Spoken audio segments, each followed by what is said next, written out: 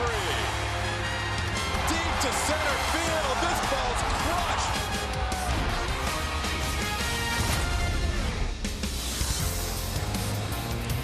We welcome you inside Minute Maid Park, where tonight the Houston Astros wrap up this three-game series against the Minnesota Twins. The Astros playing Game 9 of the home schedule. So far, they are 7-1, including last night's impressive come-from-behind win against the first-place team in the American League Central. Hi, everybody. Welcome to another night of Astros baseball. I'm Todd Callis alongside Jeff Blum. Blummer, last homestand was perfect, sweeping the A's, sweeping the Yankees. Twins came in hot, won the first game, and now a chance for the Astros to take the series. It's been pretty impressive. They've been playing this well at home against these teams that are this good. It would be nice to get out here with a series win against the Minnesota Twins. Even when the Astros had a little stretch where they were losing some games, the offense has been really solid. They have hit 11 hits or more for 4 straight games. And if you go back to the last 10, you see 6.2 runs a game during that stretch. The slugging percentage of .520, the OPS 875, and all of a sudden, the average with runners in scoring position, which had been problematic, is now close to 300 in the last 10. And Blummer, it hasn't always been early production for the Astros. No, that's what's crazy. The pitching has been giving up runs early, but it's taken some time for the Astros offense to get going. Second time through the order, seems to get their feet under them. They start to make adjustments to that starting pitcher, and they're also wearing down some of these starting pitchers and forcing them back in the zone. So we're starting to see them get some big hits. But that 6th inning is really the biggest inning for them as far as batting average, hitting .344 in that 6th inning. But how about the OPS in the 4th, 5th, and 6th innings? 900 plus with those innings put together. So they're getting on base and they're slugging. Impressive to see this team when they're clicking on all cylinders. You mentioned wearing down pitchers. Part of that is turning the lineup over. When we come back, Julian Morales will talk about how the bottom of the order is helping set things up for the top.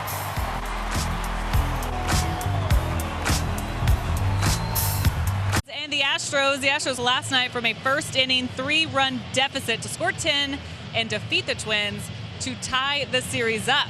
The offense has been pretty good lately. Alex Bregman even speaking to that last night, talking about how much confidence there is within this group. They've been good all year, and it's really no quit in this team. We've seen that, but there's also no weakness, and that goes all the way through the lineup. We saw 8 and 9 hitters come up big for them yesterday. That was Tyler White, Max Stassi. They were 3 for 6 with a walk. Helping out in the win, the difference in the wins and losses when you look at that bottom of the order, that's the 8 and 9 hitters. It's pretty significant, especially that on-base percentage. Getting on, setting the table for guys, for their heavy hitters that happen to be at the top of the order. 6 of the 10 runs last night were scored by those guys at the bottom, and 9 runs were driven in by the top of the order. So all of this makes guys like George Springer happy. He loves when the table is set for him. I'm going to bring in Jeff Blum now to talk a little bit more about George, who's been looking really good. But what have you noticed about his swing when there's runners in scoring position? Thanks, Julia. George has done a very good job. We all love it when George is driving the ball out of the ballpark, and his ability to overwhelm the baseball when he swings hard. We love the majestic home runs, much like the one he hit last year against the Minnesota Twins, about 475 feet. But what I'm starting to see from George this season is maybe a little maturation process. He understands he's strong enough even without taking that monster swing. So we've seen him close up the stance a little bit. The leg kick is a little bit less. He's getting the foot down early, which is allowing him to see the ball longer out of the pitcher's hand. He's doing a great job with 2 strikes, but he's also doing a phenomenal job, like Julia just said, with runners in scoring position. I think a lot of it has to do with some of the adjustments he's made to his swing and understanding he's still got plenty of pop, even though he shortens up on that swing. Going to get things started for the Astros tonight. Thank you so much for that, Blummer. TK and Blummer will have the call for you coming up in just a second. Justin Verlander, though, will take the mound first, looking to continue what he's been doing his last couple of starts to keep on rolling. We finish this series off when we come back after this.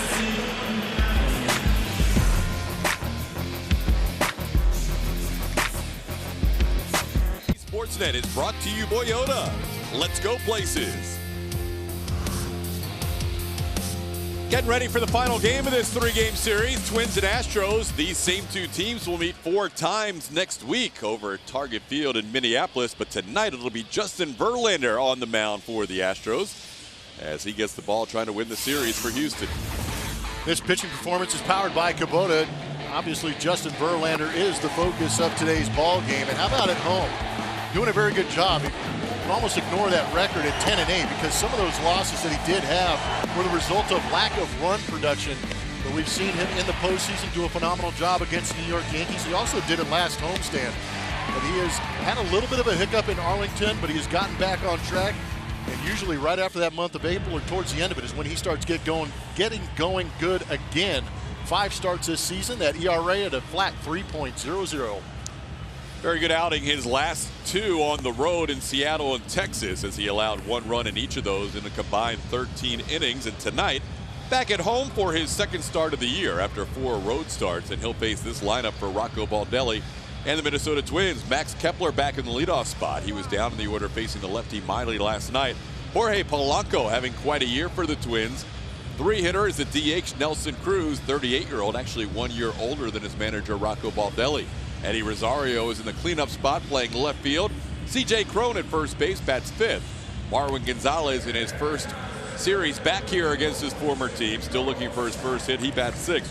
Williams Astudillo batting 7th. In right field, A-Ray Adrianza at 2nd, and Jason Castro behind the plate. Defensively behind Justin Verlander tonight, Jake Marisnick.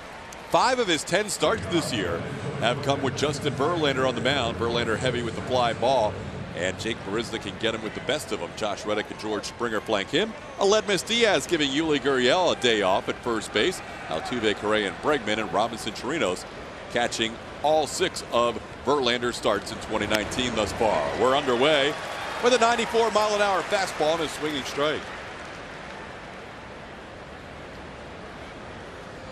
See Kepler's numbers against Verlander: 1 for 12, 6 strikeouts. Of those 12 at bats, he's also been walked 3 times. Kepler sends one high and deep, but he was a little quick.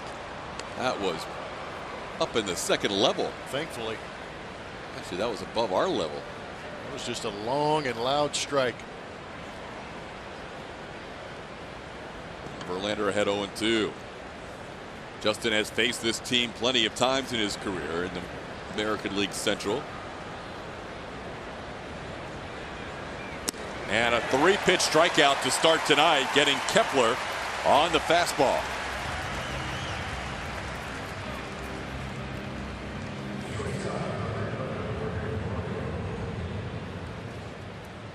There's some of the numbers against the Minnesota Twins in his career. Facing Jason Castro, keeping him at 0.63. Nelson Cruz, decent numbers at 267, but he has done some damage. And there, inside those numbers, there's a lot of strikeouts being piled up. It's been impressive when you see what he's done against these Twins. You mentioned Cruz is the only one who has decent numbers. Everybody else below 200, some below 100. Jorge Polanco faced Justin 6 times. He's 1 for 6. A little half swing and a foul ball. It's 1-1. Polanco starting the day 3rd in the American League in batting. He's 1 point behind Josh Reddick at 372. Reddick finally qualified for the American League batting race. He's now 2nd in the AL, 373. Polanco 3rd in OPS, 3rd in on-base percentage. Up and away, it's 2-1.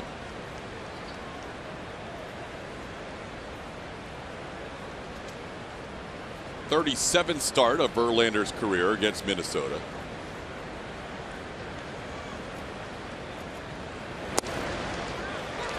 That's a strike called. Ed Hidcox is the home plate umpire. The shift is on, and it's brought to you by Geico. See it a lot in this series between the Minnesota Twins and Houston Astros. Correa, Altuve, and like Todd said, Aledmys Diaz at first base, all on that right side for Polanco. Only the 3rd start for Aledmys at first base. A little refresher course before the game for Aledmys, as he was working with Joe Espada prior to batting practice.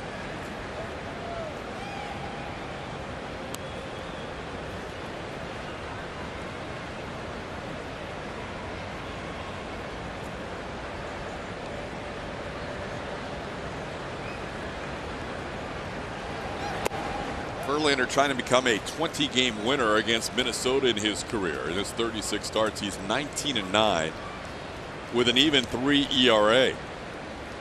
He's a 20-game winner against all the other AL Central opponents. 20 wins against Cleveland, 21 against the White Sox, and 23 against the Royals. Obviously, only one against his former team. Here's a ball into center field. Jake is going to call off George and put it away for the second out.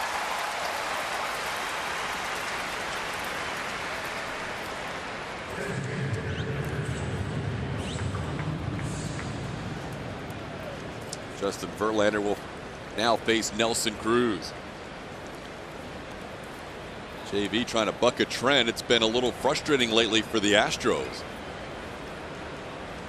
Starting with Saturday night's game in Texas, they've been giving up a lot of first inning runs. First innings have been scary, home or road. Opposing teams have put up a crooked number in 4 straight games in the first inning. And a total of 13 runs during that stretch. Yeah. Leaves a lot of work for the offense. They did it yesterday. Yes, they did. Came from behind, down 3-0. Won that game 10-4. Here's what we're talking about, those first inning woes. That does not include Justin Verlander. It started with Cole starting all the way through last night. Yeah, you'd like to see those numbers even out a little bit. Just amazing. The on-base percentage at almost 60%. That's what leads to those runs in the first inning. And we will have a 1-2-3 inning. Justin Verlander bucks the trend. He puts a 0 up on the first. With 20 runs batted in, Blummer and Julia touched on that as they've been driving in runs to the top. Alex Bregman and Michael Brantley 3 and 4. Carlos Correa, 5-game hitting streak, hits 5th. Josh Reddick, 2nd in the AL, and batting hits 6th. Aledmus Diaz, Robinson Chirinos, and Jake Marisnick round out your lineup. It's going to be Houston native right-hander Cole Stewart on the mound. This will be his first start of the season. Last year we saw him pitch against the Houston Astros, and he was a quote-unquote primary pitcher. Went 5 innings of shutout baseball and allowed 3 hits. First pitch is grounded towards second. To his right is Adrianza, and he makes the play on Springer. 1 pitch and 1 away.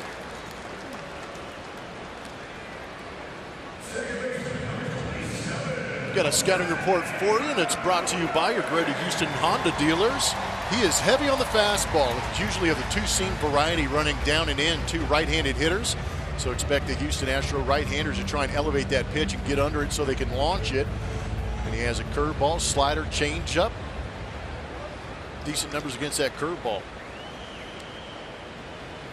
He was impressive pitching against his hometown team last year. As you mentioned, he was the primary pitcher. Teams call it different things. Tampa Bay calls it the bulk pitcher. Minnesota last year called it the primary pitcher. Basically the guy who's going to pitch the most innings after the opener. Bridge guy. Bulk. Does he get the bulkhead seat on the flight? I don't know.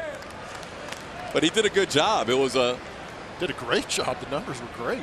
The numbers were great. He had a bunch of family and friends here. Not quite as many tonight. He was just called up the last minute for this start. Just activated him before the game. Hopefully the Astros have a little more success against the hometown boy this time around. 2-1 the count to Jose Altuve. Altuve hitting his 9th home run of the year last night. And in the process, he passed Morgan Ensberg for the career mark. He's now 13th by himself. Altuve is 6 behind both George Springer and Doug Rader. Obviously, Springer will be a moving target, but those guys tied for 11th. Now into shallow right, Astudillo comes in, and Williams Astudillo puts it away for out number 2.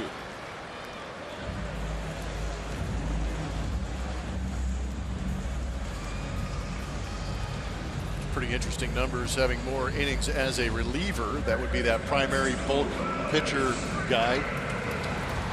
4 starts in the big leagues. Kind of likes that relief ERA better, doesn't he? Well, he does. I mean, it was obvious he had more success as the year went along. He was a starter in August, and they kind of experimented. Paul Molitor was the manager last year, and they're trying to see if that opener was going to work for their plans. And the guy they wanted to use as that second pitcher or primary pitcher was those 4 starts for Cole Stewart. And he fared very well. But now making his 5th start as a regular starter out of 9 appearances, facing Alex Bregman. What an athlete he was at St. Pius. Yeah, that might be a mild understatement.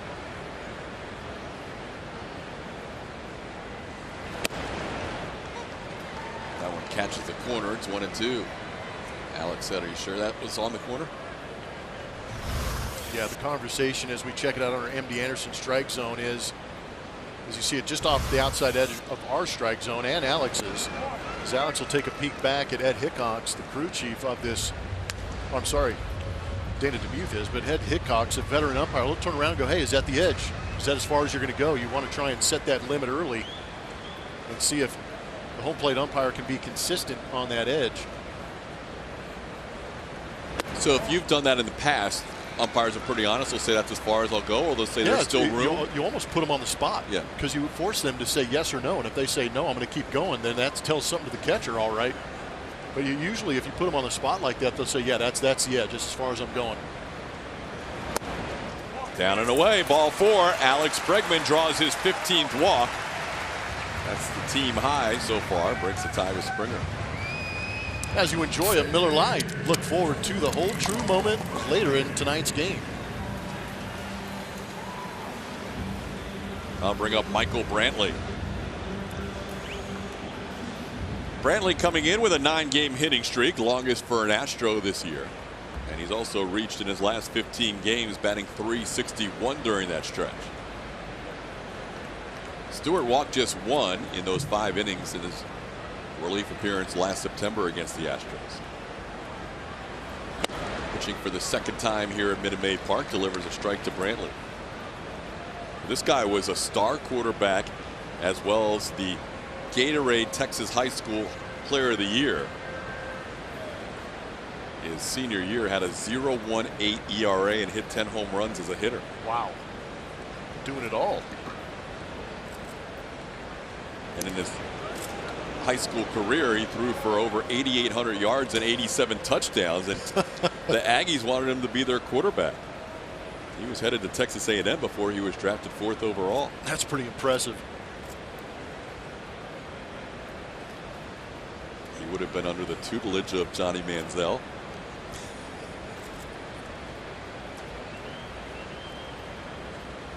Missed out on some serious schooling. There's a ball fouled away. It's 0-2.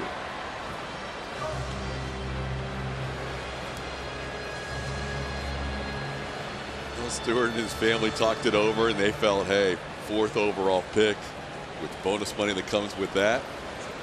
Yeah, that's some life-changing money as an 18-year-old if you're smart about it.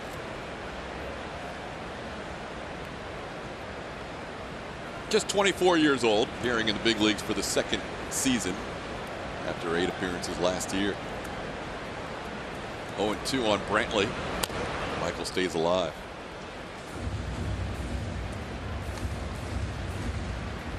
And 13 hits allowed his entire season, senior season. 13 hits of 131 at bats, 12 singles and a double. I was just say how many of those were just complete blow-up jobs where the aluminum bat just got it over the infielder's head. Probably quite a few. He threw hard in high school. Yeah, he was a hard thrower. He was pretty dominant. Twins are happy to get him with the 4th overall pick that year. Down and in. It's 1-2. Yanked that changeup.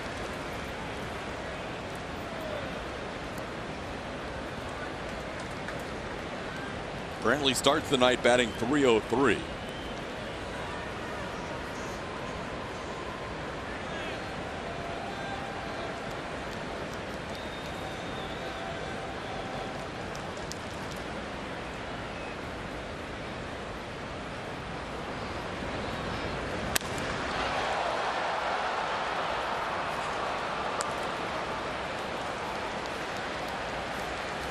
Was that first homestand that we really saw a breaking ball come in like this to Michael Brantley, and he put it in the 2nd deck. Mattress Firm Supermo shows you that when that breaking ball is coming back to him, does a great job of opening up those hips and bringing the hands through.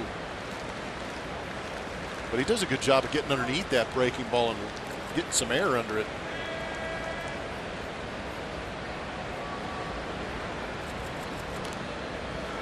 Coming into this series, Brantley was hitting .444 against the breaking ball. One of the best numbers in baseball.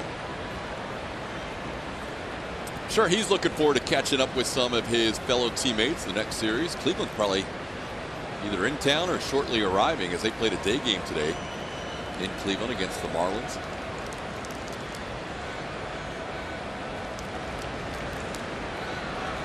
Little pitch out, and Bregman not going anywhere.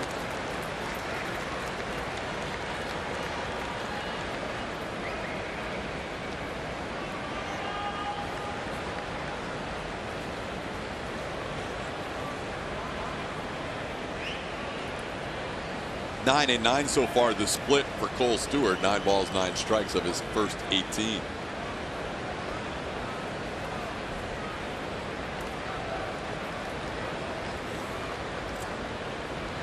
They are very concerned about Alex Bregman, it seems. Good. Make a mistake to Michael Brantley.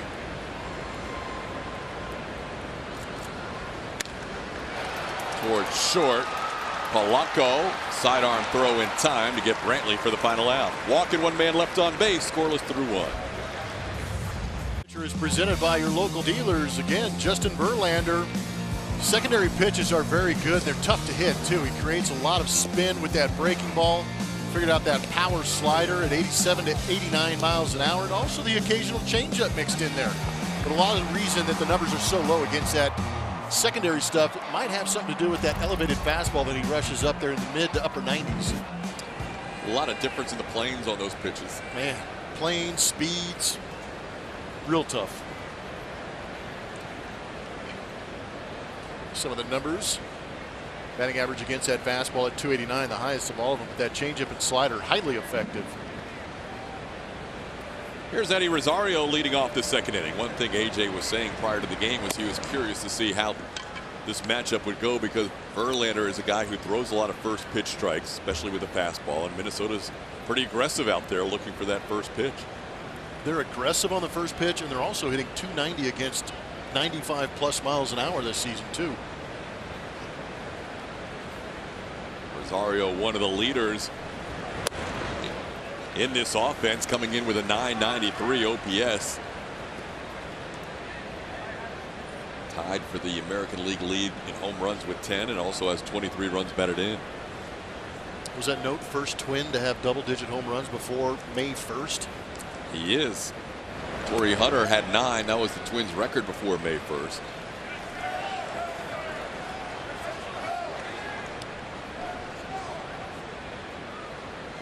Astros weren't thrilled with the fact that, not necessarily that it wasn't called a swing, was because they didn't take an appeal. Ed Hickox did not grant the appeal to Angel Hernandez. Oh, they did appeal. No, I think he called it. Oh, before the swing. Yeah. So I guess the yelling was from the other dugout. Yes, okay. You are correct. 1 and 2. I kept looking for the appeal. No, that was where I was looking too, but then I saw the reaction of Rosario talking to Ed Hickox, and he was in shock because he called that. Okay. Verlander will take that one. It's 2 and 2.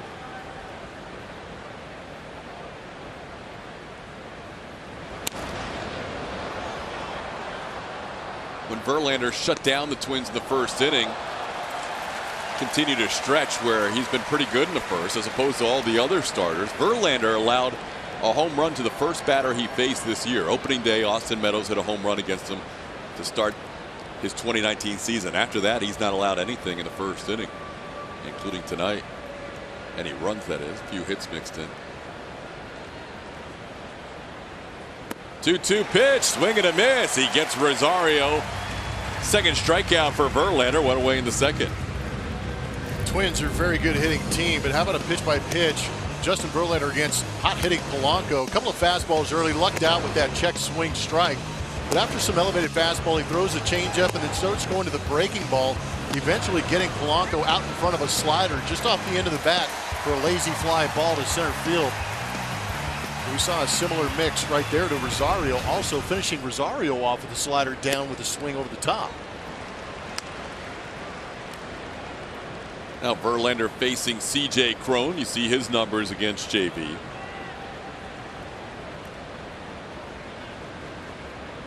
only Nelson Cruz with more career bats against Verlander in this lineup than C.J. Cron, and this one's sent to right field, and back there is George Springer. Eases up as he crosses onto the warning track and puts it away for out number 2. Hit well.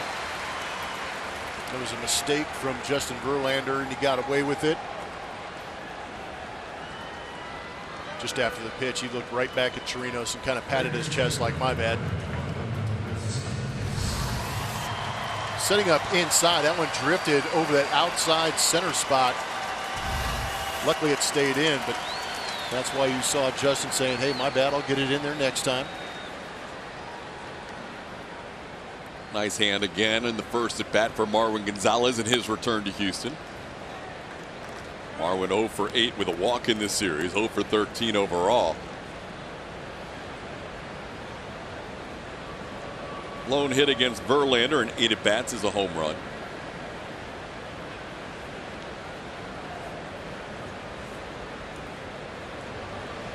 Whenever someone strikes the ball well against Verlander, he has that little hop. Like, it's kind of a natural reaction for him. It's like, oh. It just kind of, that little jump, like, oh, that's not where I wanted that pitch.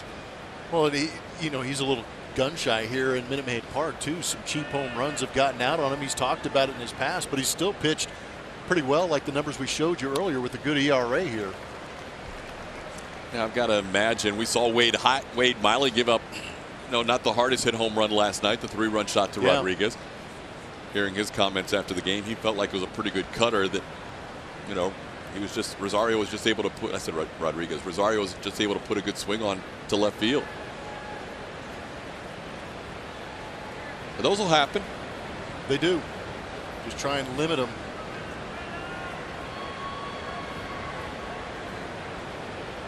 But it kind of gives you some insight into Justin Verlander, almost as if he feels he's got to pitch that much better here in this ballpark to avoid some of those mistakes getting out. George came in, and now he backs up a step or two and puts it away. JV has retired the first 6 in this game.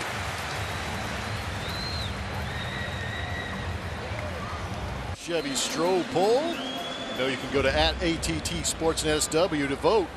What's the most promising aspect of the Astros' early season play? The high batting average, on base percentage, increased production, or the Presley-Osuna matchup out of the back end of that bullpen dealing? Make sure you get on there and vote.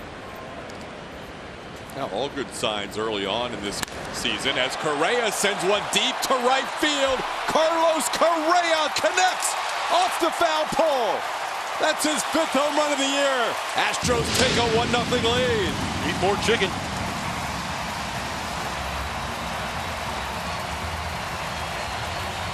Carlos got one of those 2-seamers he could get under and get airborne. Plenty of power to all fields. Just a question of whether or not it was going to stay foul or fair. Astros on the board first. Who would have thought? How about it? It's been a while since the first game in Texas when the Astros put up 3 within 3 batters.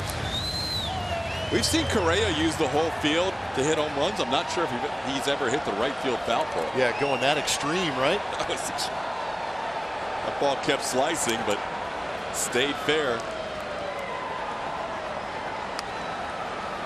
I'll bring up Josh Reddick. It's a 6-game hitting streak now for Carlos. Alex Cintron going, that's how I told you to swing it. Not a way to use the whole field. The other way, but grabbed by Marwin on a line drive. Look back at that swing from Carlos Correa. They're setting up outside. We've seen Carlos get beat on that outside corner.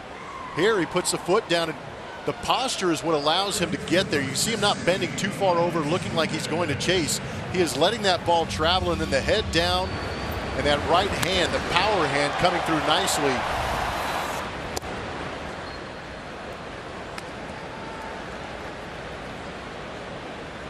Here's Aledmys Diaz getting his 8th start of the year. Diaz a couple of home runs on the season. Aledmys giving his buddy Yuli a chance to have the night off.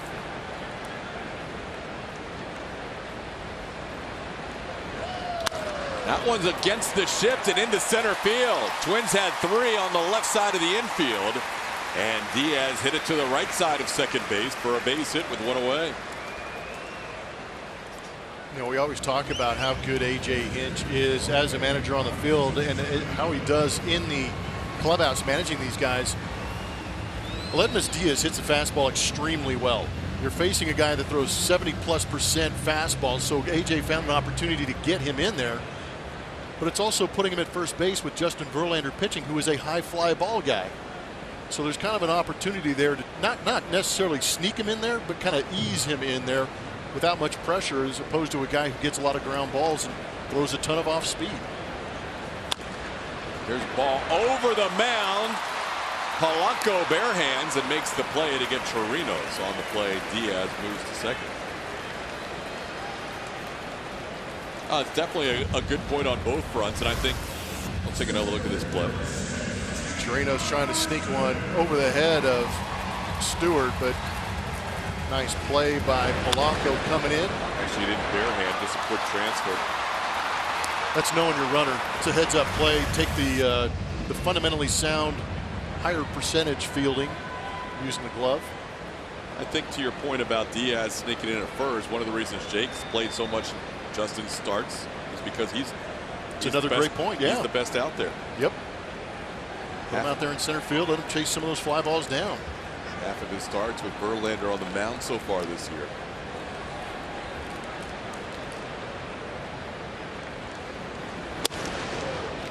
Fastball catches the corner.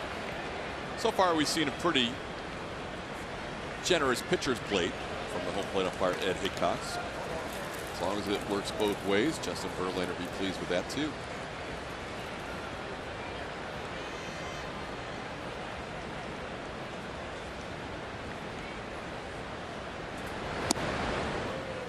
Jake down to the count 0-2. Jake coming in batting .306, one of 4 Astros hitters, starting at 300 or better.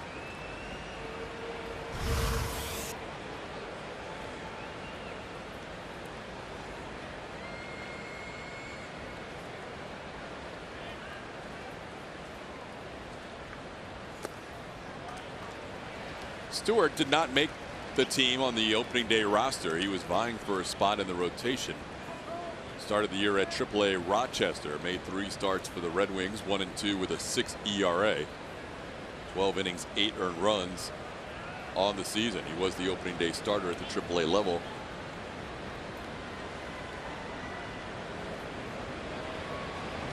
And he strikes out Marisnik here. First strikeout for Cole Stewart. Things getting started. Hope you're hungry because you're getting some Oppo Taco early. Carlos Correa going the other way for the first run, putting the Astros ahead early, 1-0.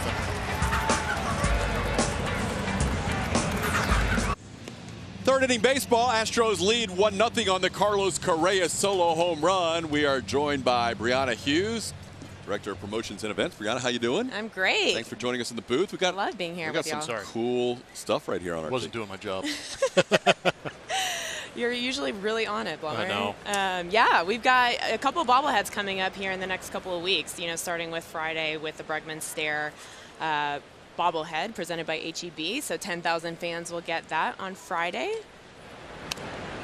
Should be a pretty popular one, we think. Oh my gosh, yes. Yeah, so it is. It's going to be a good one. One thing I would want to tell fans is we are now opening up gates 3 hours earlier before any day that we have a gate giveaway. So if you're coming out on Friday for the Bregman Stare, gates open at 4 o'clock. So just a friendly reminder to fans on that. And don't worry, we'll have plenty of things for people to do while they're here. We do have our pregame happy hours that are always going on Friday, so that'll be from when gates open to 6:30, and then we are also doing a beer crawl every Friday night. So 4 locations will be pre-identified. You can get a token at each one of those locations and redeem it for a prize at the end. So trust me, there's plenty to do. Williams Astudillo sends one into left field. Josh Reddick is there, puts it away for the first out. There's a cool thing that's new this year with augmented reality. Yeah, so Julia's taking us through it right here. But what it is every bobblehead box will actually have an augmented reality capability. So what you see here, you go to the ballpark app, you open up that offers and promos augmented reality tile, and you get to see some exclusive footage for every bobblehead. So this one is, Bregman talking a little bit about the stare, what a phenomenon it was last year, and hopefully bringing it into this year, and then showcasing some of the best stares from the entire season. So that's exclusive content. You can only get that if you have the bobblehead box art or the bobblehead box. So if fans are interested in that, it's a cool function, and we're excited to be able to offer it for every bobblehead that's going to be going out this year. That's awesome. Yeah. That's incredible. Yeah, it's fun, and it feels really cool. Like, it feels like it comes to life while it's in your hand, and you've got Bregman's face right there. So I think fans are really going to enjoy that throughout the season. We've got 9 or 10 bobbleheads this year. So. And it's not like it's a 5 or 10 second video. We're going to send it down to Julia. Julia, you tried that, and we just showed you working your phone before the game. How easy was it? So easy, you guys can do it. Easy. Even your old BlackBerry might be able to. Well, maybe not. No. Yeah. We like to mess with you, TK. But this is really cool. Once that art is, like she was saying, is exclusive, and it just really comes alive. And the video is great. They talk to Bregman. He has great things to say about the stare and then the bobblehead. I mean, it's really cool and really easy. You saw the video. It's 3 steps. I just did 3 touches, and you were there. So it's just that easy, guys. Cool. Ballpark app. Thanks, Julia. So that's the Dave Bregman stare. Yeah, which is Friday. Yep. And again, 3 hours before first pitch, so 4 o'clock. Yep, 4 o'clock, gates open. So if you're coming out, plan accordingly. And like I said, we'll have plenty of things. And you can even see the Astros taking BP. Getting here that early offers you that opportunity. You know what? People always ask about that. Yeah, exactly. That's pretty cool. Yeah, they do. Yeah. Yeah, so, 3 hours. Come out, watch them do BP, have a beer, enjoy the ballpark. It's a really beautiful ballpark. So that's Friday. Yes. Saturday night. You had me at beer. Yeah. Should we go back to that before Faith right. and Family Night? That's a good segue, right? Yeah, right? Sets up perfectly. Saturday is our annual Faith and Family Night presented by Chick-fil-A Houston. So this is our post-game concert featuring a Christian artist this year. We're lucky to have Matthew West, who's coming out, and it's free with a game ticket. So if you're coming out to the game, just stick around after the game, and you'll be able to catch a free post-game concert from Matthew West. Blummer, I know you've been a part of this event in years past.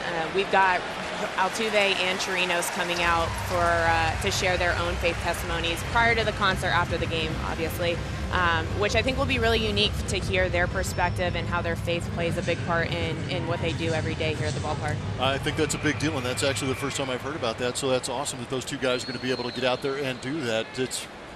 Everything that Jose Altuve does is fantastic, and then you get to hear it straight from him and Chirinos. That'll be a lot of fun. Yeah, and what role their faith plays in what they do.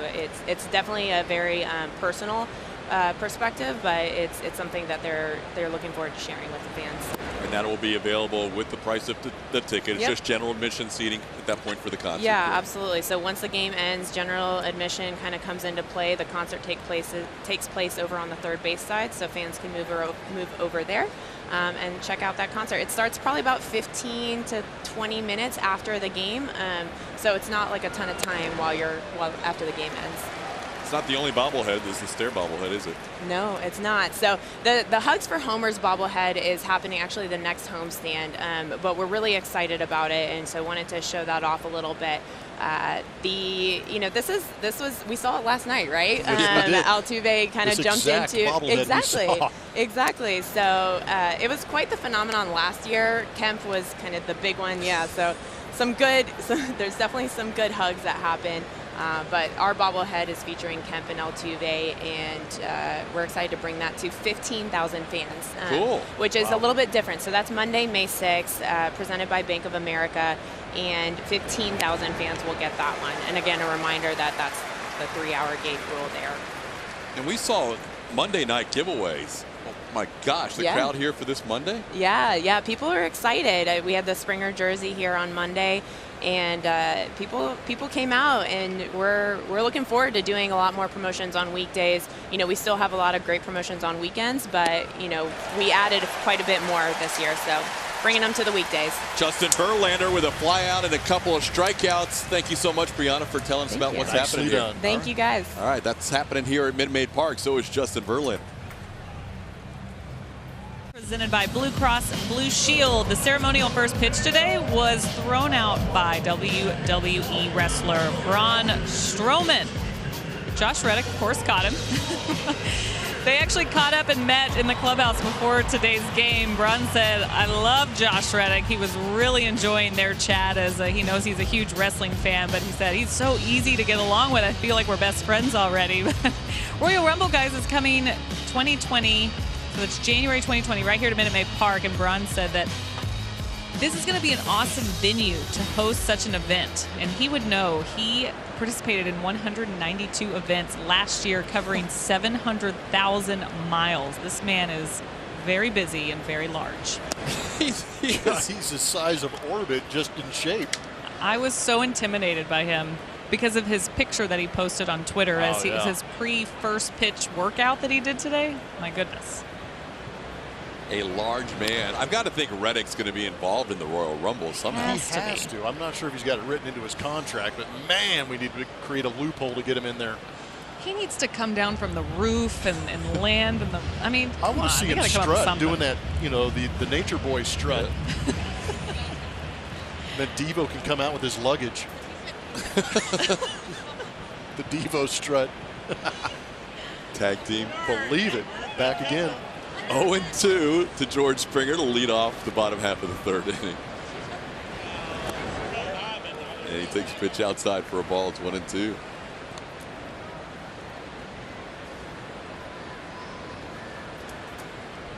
Astros lead 1-0. A couple of hits tonight against the hometown guy Cole Stewart.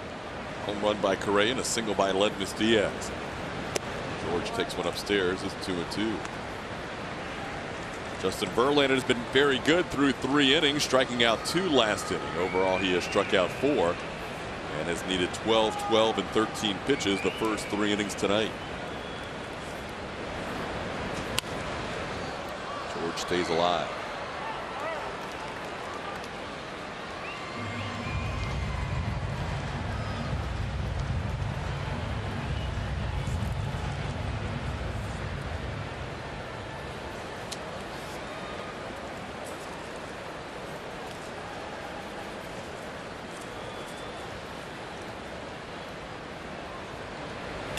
George with a line drive into left field. That'll be down for a base hit. Springer on base again. That is now 23 out of 24 games for George on base. Let's get out and play. It's presented by Toyota. Talking about this part of the lineup for the Astros, 1 through 4 hitters. You can put all their numbers together. They are the best in the American League. The only other comp they have is the Los Angeles Dodgers 1 through 4. But these guys hitting at a 301 clip, driving pitchers mad with that .565 slugging percentage. It's been a lot of fun to watch. These guys go out and do their business, and really that 1 through 6 is a spot or spots where AJ really doesn't have to mix and match too much. He just puts those guys in. Altuve, first pitch swing, grounds 1 foul. Altuve flying out to right his first time up. You mentioned the Twins had never had anybody hit 10 home runs before May 1st. The Astros have had just 2 in their history hit 10 home runs before May 1. Jeff Bagwell in 03 and Lance Berkman in 02 and 06. Altuve sitting on 9. This one is a broken bat towards second. Adrianzo will flip to Polanco and they get the double play on Altuve. Stewart gets the broken bat double play for 2 quick outs.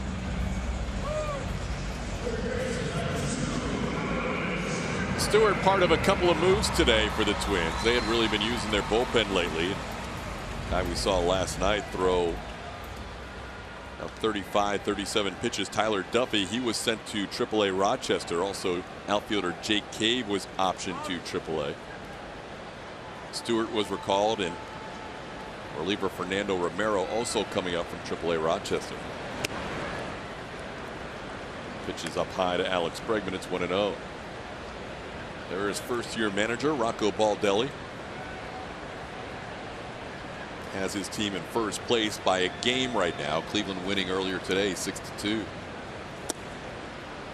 Astros will impact that AL Central over the next week. Play Cleveland for 4 and then Minnesota for 4 more. Beginning Monday in Minneapolis.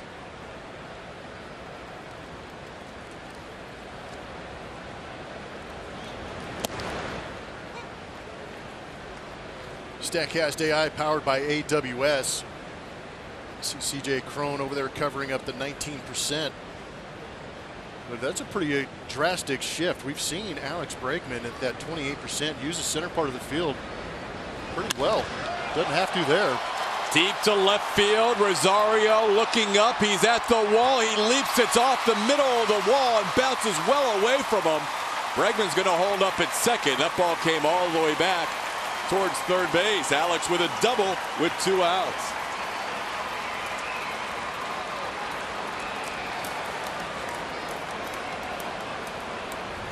Swinging the bat well. Want that pitch down and away at 92 coming right back to him. It might have gotten in on the hands a little bit. Could see it closer to the label. But does a good job at contact. Even though it gets in on your hands like that, if you extend through it like Alex Bregman did, you create a little bit extra life on that. And especially here at Minute Maid Park, that little extra carry gets it off that wall. Alex, who had 51 doubles last season, that's his 5th double this year. Here's Michael Brantley. Brantley drives one deep to right field, headed towards the upper deck just below. 2-run shot, 3-0 Astros.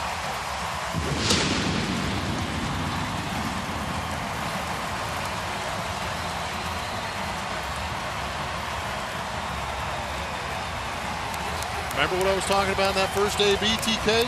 Get that breaking ball over the heart of the plate, open up those front hips, and unload the barrel through that.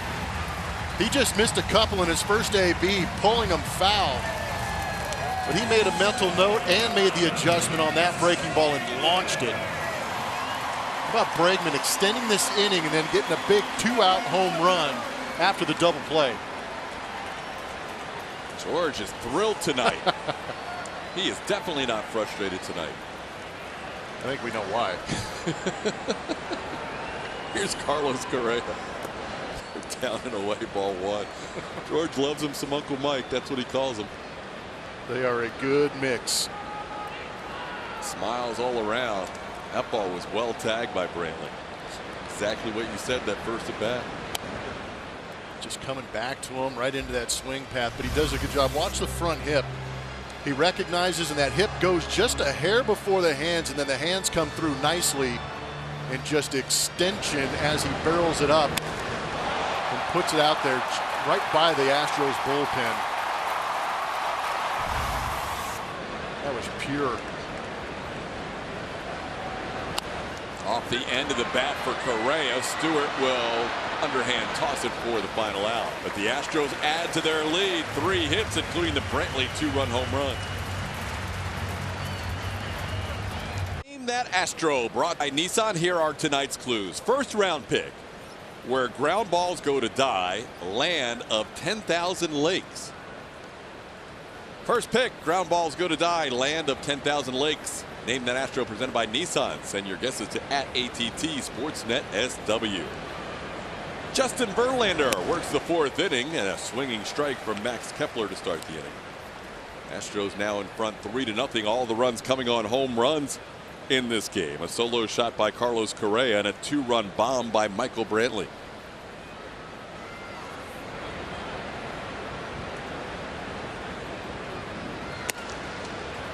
Funny, Brantley, we've heard from Julia and AJ.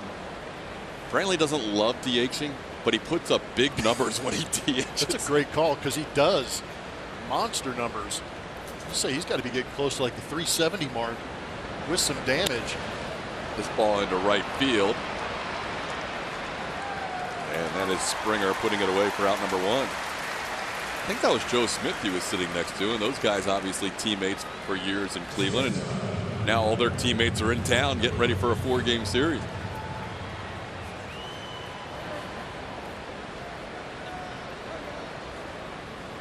Verlander facing Jorge Polanco, who flied out to center his first time up.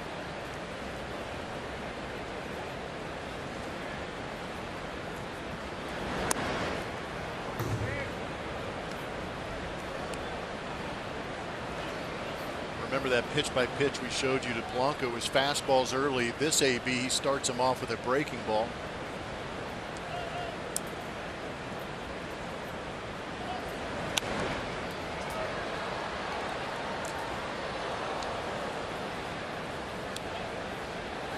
Verlander on the road trip, 6 innings of 2-hit, 1-run baseball in Seattle, 7 innings of 3-hit, 1-run baseball in Texas. Said in his last start he knew he had a high pitch count through 3 innings at 50. And he said he kind of wanted to conserve a little energy in those middle innings if he could with a big lead, and was very aggressive in the strike zone. Tonight he was at 37 after 3 innings.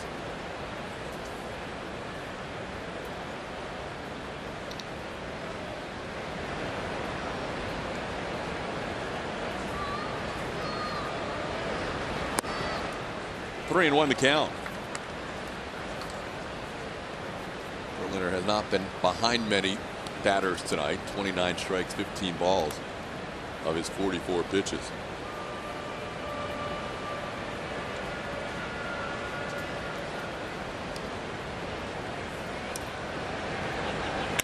This ball is hit high and deep to right field. That's the first hit of the night and also the first run of the night. That one's into the upper deck.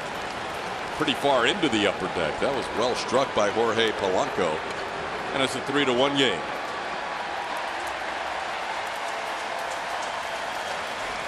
Oh, we mentioned earlier Verlander's given up his share of cheapies here at Minute Maid Park. That was not one of them. Let's see where that fastball was. He wanted it on the outside corner and he yanked it to that inner third, and Polanco, quick swing, launches it out of here.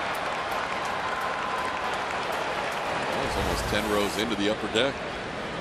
Home run number 5 on the year for Polanco, all of them as a left-hand hitter.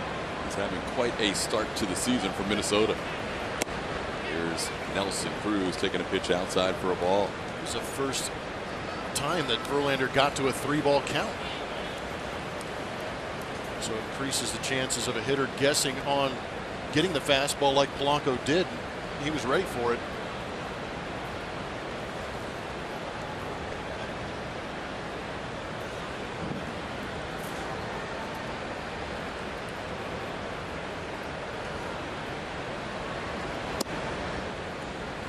Of Verlander's home runs allowed here at Minute Maid Park, of the last 18, 15 of them had been 375 feet or less, and 8 of them had been 350 feet or less. So a few into the Crawford boxes, a few just over the wall and right.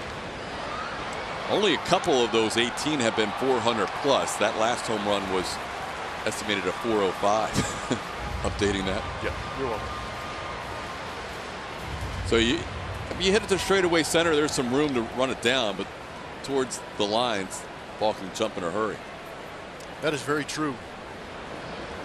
But like you said, it's unfortunate. I mean, with straightaway left field is probably the toughest spot. But you can go ahead and dare guys to hit it out where Nelson Cruz just hit that one. High fly ball to center. Jake puts it away for out number 2. At least if they do drive it out of center, they've earned it. Now that's a bomb to hit it to the straightaway center field. So only 1 hit allowed tonight for Verlander was that solo home run, and now he'll face Eddie Rosario. Well, Polanco is in his age 25 season. He's been with the Twins for a little while, but the early numbers he's putting up kind of scary.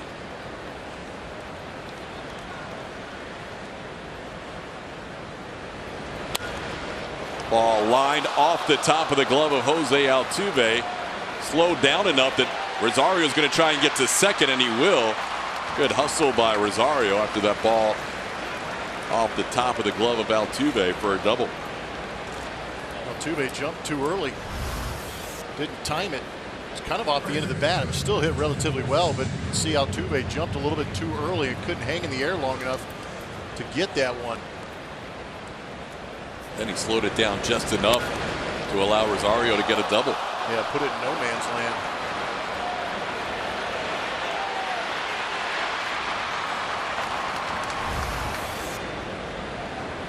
So now Verlander will deal with C.J. Cron. There's a strike.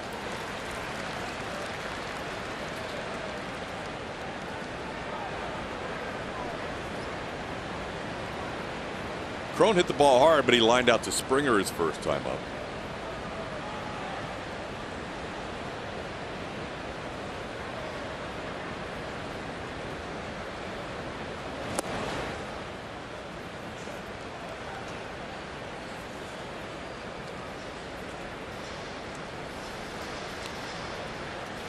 Last year, 2 starts against the Twins. Verlander 7 innings in each of his outings. 4 hits, no runs in Minnesota. 3 hits, 1 run here at Minute Maid Park. 17 combined strikeouts in those 14 innings. Ahead of Cron here, 1-2.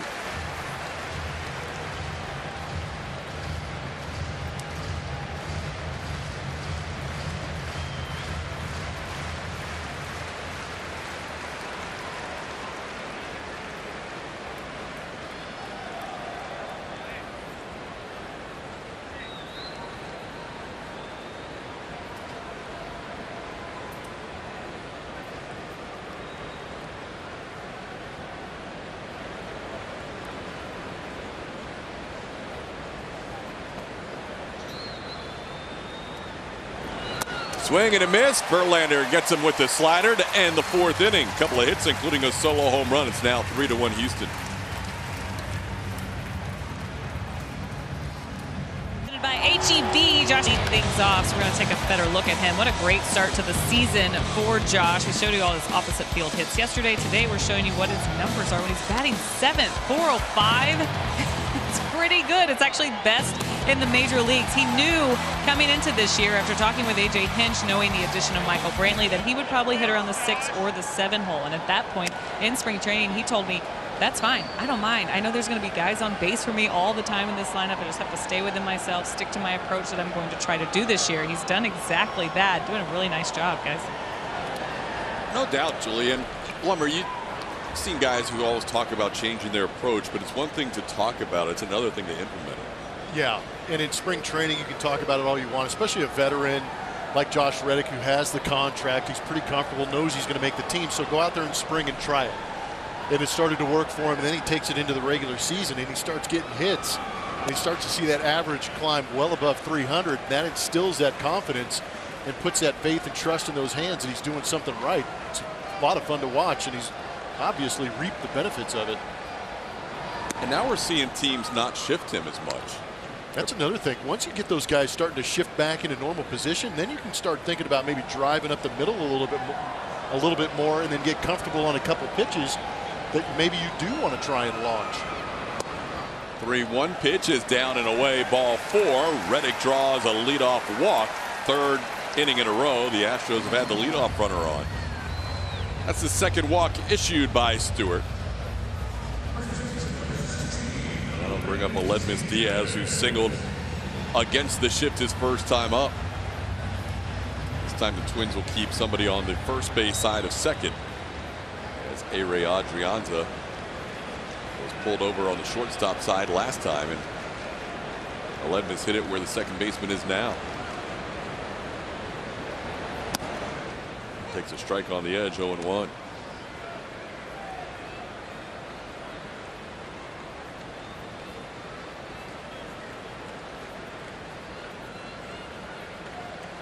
It's about 50% fastballs tonight from Stewart. We showed you the breakdown from last year where he was over 70% with the fastball.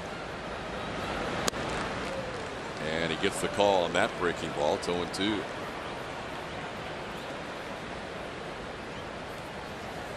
Well, with this predominantly right-handed power hitting lineup that the Astros have, you would imagine that they talked about it beforehand, saying maybe we got to throw a couple more breaking balls in there to keep these guys off that fastball. The good news is he's throwing it for a strike, but the bad news is he threw one for a strike to Michael Brantley,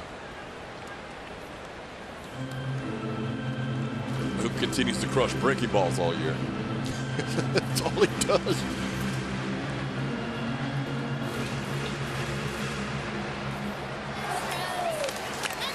Another good crowd here. We've had good weekday crowds for this 3-game series against Minnesota. Springer jersey helped out Monday, but 34,500 on Monday, 29,400 last night. There goes Reddick, ground ball towards short. Good job by the Astros putting the runner in motion. And that's out number one.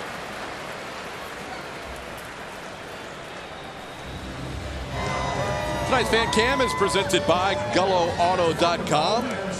The roof is closed tonight. Fans having a good time here at Minute Maid Park. They know that if their team can win tonight, that the Astros move back into first place with the with Seattle losing earlier today in San Diego 1-0. Astros a chance to move back into first. There's a happy family right there. It's a nice crowd right there. Right. Enjoying some early fireworks.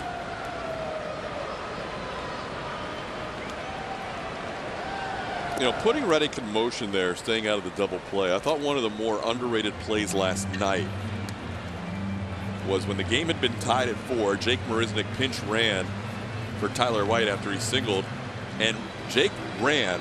Stassi hit a ground ball to shortstop. Would have been a double play, but because he was on the move, he stayed out of the double play. That eventually led to a couple of runs that inning.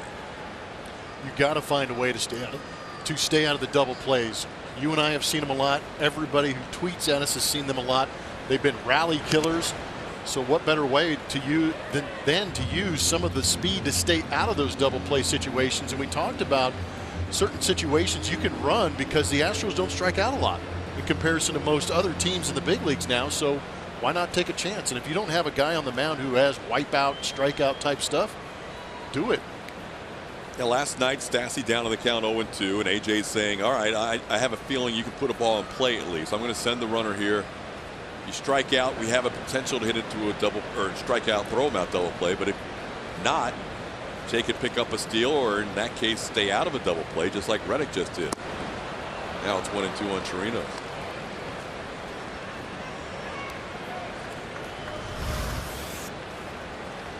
Seeing a steady dose of breaking balls to right-handed hitters. That one just out of the reach of Robinson Chirinos. A little off balance.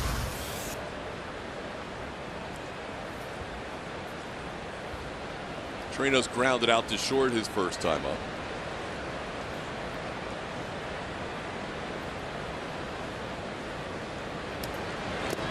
Held up on that pitch down and away. They will appeal. A no swing, says Carlos Torres at first. Robbie has started 2/3 of the game so far this year for the Astros behind the plate. We mentioned Stassi started last night. Chirinos 16 starts, Stassi 8.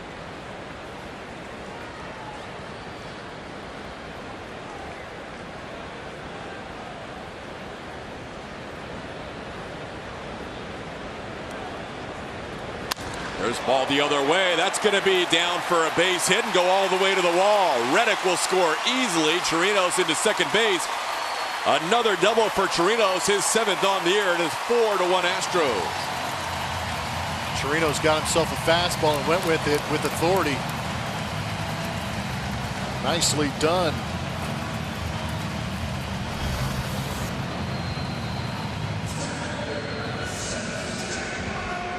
It was very similar to the swing that he had when he swung and missed on the breaking ball, and Stewart gave in and gave him a fastball, and Chirinos knew exactly what to do with it. Shot that thing the other way, driving in Josh Reddick. That was nice. Yeah, a lot of extra base hits for Chirinos this year of his hits. 7 doubles and 2 home runs. We mentioned the split so far has been about 2/3 Chirinos to 1/3 Stassi. During spring training, AJ said it could be about a 50-50 split, but he also said, I'm going to ride the hot hitter. Exactly. Stassi got off to a slow start. He did. Chirinos did not. So that's why Robbie's been getting most of the work. You guys talked about it before the game. Production from the bottom of the order. Well, what's great is Josh Reddick moves up a spot with Yuli Gurriel coming out of the lineup today. So that puts him in the 6th spot. So he produces by getting on base, period. Moves into scoring position with the movement and the ground ball, and then you get Chirinos, who gets a big base hit to drive in the run and also puts himself in scoring position. And Jake's been hot this year, coming in batting .306. That one gets away, and Castro couldn't find it. Chirinos The catcher takes advantage as Castro couldn't locate it. It was pretty close to where he started behind the plate. It's a wild pitch. Pretty good read by Chirinos. He's reading ball in the dirt, so he kind of got out there a little bit. Watch Chirinos, ball in the dirt, creeps out there, makes the read and goes. If he's not thinking about taking that extra base, he doesn't. He'll go back to the bag and just say, hey, I got a bad read. But instead, he was in position to take that extra 90 feet. Now it adds to Jake's ability for a base hit here with the infield in. A little tapper off his foot. It's 1-1. Twins bringing the infield in, and they shift Jake. So 3 on the left side. This is the same configuration we saw last night when Jake bunted, but that was a first and third situation. Yeah, a big mental breakdown by Duffy on that one. But you're right. If he pushes that ball right at C.J. Cron, it'd be real interesting to see how he defends it if he can come home with it. Chirinos bluffing a go as that ball got away again from Castro. It's 2-1.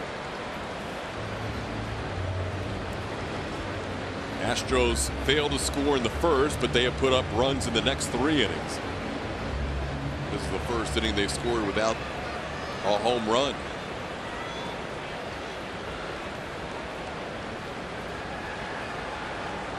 See if Jake can get a pitch to drive here, either through the infield or deep enough for a sac fly. Not able to get it through the infield as he chops one to short. Throw made by Polanco in time for out number 2. League leaders are presented by Houston Methodist. George Springer, as a leadoff hitter, leads all of baseball with 20 runs batted in. He's tied for 6th in the American League with those 20 RBIs. And he continues to drive in runs at a regular clip for the Astros. Probably should have 2 more. He was robbed of a home run in Texas. What should have been a 3-run home run ended up being a 1 RBI double. He was robbed of hits. He was robbed of a home run. He's been hitting the ball hard of late. But he's only a leadoff man once, you feel like, and then he turns into a cleanup hitter the rest of the game. Still leading the team in exit velocity on the season. 92.8 average exit velocity off his bat this year. Average 102? 92.8. 92? I was like, wow. You average above 90, you're hitting the ball hard. Toward third and foul.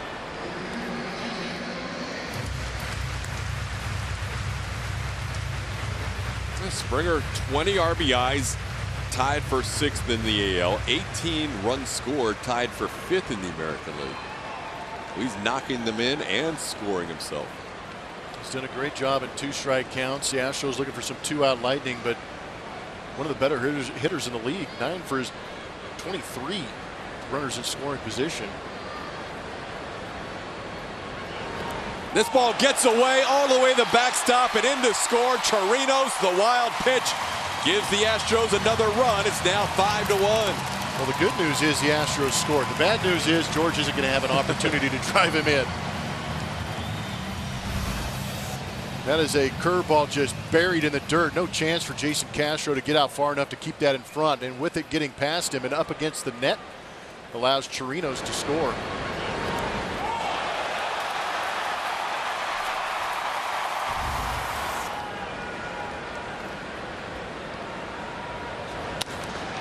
Into center field. Playable. Kepler on the warning track. That ball carried away into right center field. Astros get 2 in the inning. Give Justin Verlander a 5-1 lead as he heads out for the 5th. Justin Verlander's been good so through 4 innings, allowing just the 1 run on a couple of hits. He has struck out 5. He has not issued any free passes. He retired the first 10 he faced. Now working his way through the lineup for the 2nd time, looking for his 20th career win against the Minnesota Twins. He's done a very good job mixing pitches to both sides of the plate, some elevated fastballs, doing a good job getting the chase.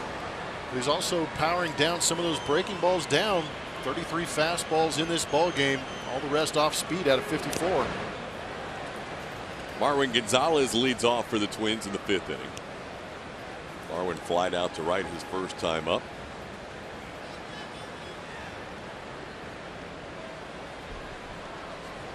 Verlander's other start at home this year. He's had 4 of his 5 starts on the road. His other start at home was against the Yankees. Went 6 innings, allowed 3 runs. He didn't get the victory, but the Astros won that game 4-3.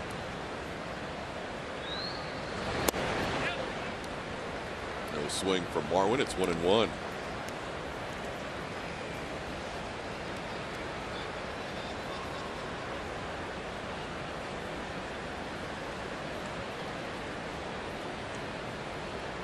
Verlander will see these Twins in back-to-back starts. He'll be the only one that does not face the Cleveland Indians in this 4-game series. And Verlander will start the first game in Minnesota on Monday. Did I hear you talking to Steve Sparks about the weather in Minnesota? Yeah, not good. Gosh. Are you serious? Not good. Let's put it this way. It's not going to be similar to Monterey. Yeah. So you're going to have Monterey's going to be beautiful. Yeah, 2 completely different wardrobes for that trip. Jeez, that's not good. I'll try and get the latest, but this weekend's not going to be good either. The Twins return home for the weekend against Baltimore. They have an off day tomorrow, but they're going to be dealing with temperatures in the 40s this weekend. Come on. I'm telling you. Still a little chilly up there in Minneapolis. I mean, as upset as I am, there's somebody else on this broadcast crew that's going to be even more upset. Oh, man. JMI? Yep, the JMI is not going to be happy about this. Just when she thought she could put away her winter gear. We all did. Layers. Swing and a miss. Didn't get a piece of it, and Chirinos tags Marwin Gonzalez. Verlander picks up strikeout number 6. Some pitch usage on Justin Verlander at home on the road. Not that big of a difference. And again, he's going to adjust according to where he's at, but he's also going to adjust to the ball club he's facing. He's going to come into the game with a game plan. And if he finds something that starts to work, you better believe that him and Chirinos are going to wear that out, but pretty consistent. Here's Williams Astudillo. Astudillo has kind of become the new Marwin for this team. This guy plays everywhere on the field. Tonight was his first start in right field, but he had played right earlier in this season. He's played everywhere but shortstop.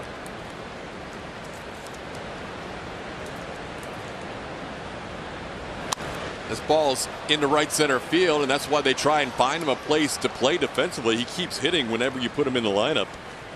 Career .336 hitter at the major league level in 43 games before tonight. 1-out single.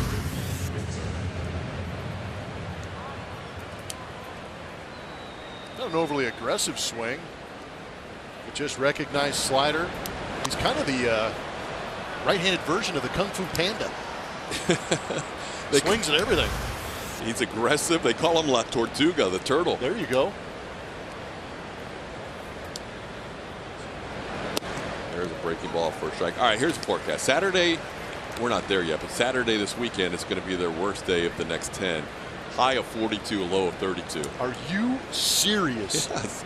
Now, I'm not packing for that. When we get to town, Monday, showers, 50 a high, low of 36.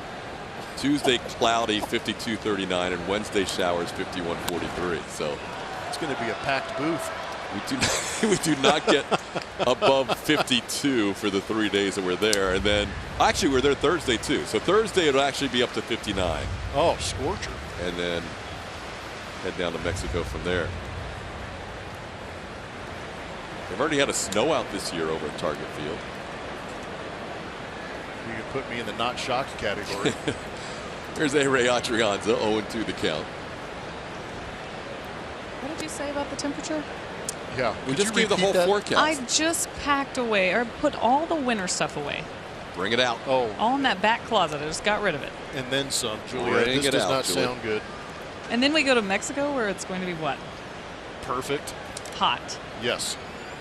Yeah, you're going to have to pack for 2 completely different seasons. Target Field's got a big booth, Julia. You can hang out with us. You know that. That's true. We do not do. As long as she brings donuts. Yeah, that's right. Those warm donuts helped out last year. We do not do many games with the windows closed, but no, we did last year. Oh man, we had to. There's a called third strike. Adrianza goes down looking. That's 7 strikeouts for Verlander. He's gotten Adrianza both times. Adrianza's pulled a tough draw. Jonathan Scope getting the night off, and Adrianza's trying to figure out Justin Verlander. It hasn't worked in 2 ABs. 1 strikeout swinging, that one looking. Now Verlander will go after Jason Castro. He struck him out his first time up.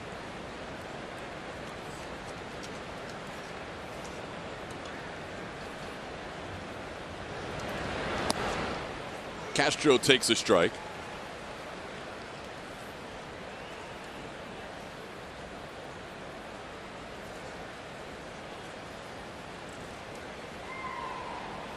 Verlander with those 7 strikeouts. Trying to challenge his teammate Garrett Cole for the league lead, and he just passed Garrett with that 45th strikeout of the season. This was a theme last year. Those guys went back and forth for the league lead in strikeouts for about 12 straight starts. Nothing like some friendly competition. Cole came in with 44. Verlander came in with 38. Justin passed Matthew Boyd, Blake Snell, Trevor Bauer, James Paxton, and now just got Garrett Cole with that last strikeout. Cole will pitch tomorrow, and he can regain the lead again. Tomorrow should be an interesting matchup. Oh, man. We're kind of looking forward to that one. Not that we want to get ahead of ourselves. It's a good ball game right here, but tomorrow is going to be fun. It was interesting because Bauer and Kluber both pitched on the same day. Yeah. How about that for the opposing team, by the way? I know Kluber's been getting roughed up a little bit recently, but that is not a matchup you want to face in a doubleheader. No, exactly. But Bauer threw 120 pitches that day. And there's a called third strike. Castro didn't like it, but that looked like it caught part of the plate. Justin Verlander now with 8 strikeouts, 2 more in the 5th. Altuve, Bregman, Brentley when we come back. Community Bank of Texas, Altuve has hit 7 of his 9 home runs this year with an exit velocity of 104 or higher. He's tied with the most in his career. We're not even 25 games into the season. He is just leaning back on some of these pitches. He had 7 at 104 or more in the 2016 season. And he's already got 7 this year. Career high in home runs is 24. Tuba got something in his eye before this inning starts. It made him all weepy. Knowing he's going to probably break that record, shatter it the way he's swinging it this year. He has hit some loud home runs. I don't know if you caught Julia's interview with Alex Bregman after the game last night, but he called Jose Altuve pound for pound most power in the world. Is that accurate, Julia? That's what he said. Alex always has at least 1 or 2 really good things in every interview. They're extremely entertaining. It's must-watch TV. He also dedicated the interview to his mom, who's in town, Jackie Bregman. So shout out to Jackie. He is some kind of special. You're good at like teeing him up too. 2-1 pitch is a called strike. It's 2-2. Altuve flied out and also grounded into a double play.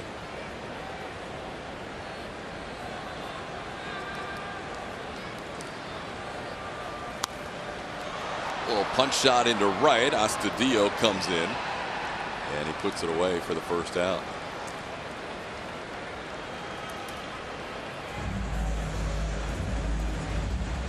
Cole Stewart working into his 5th inning.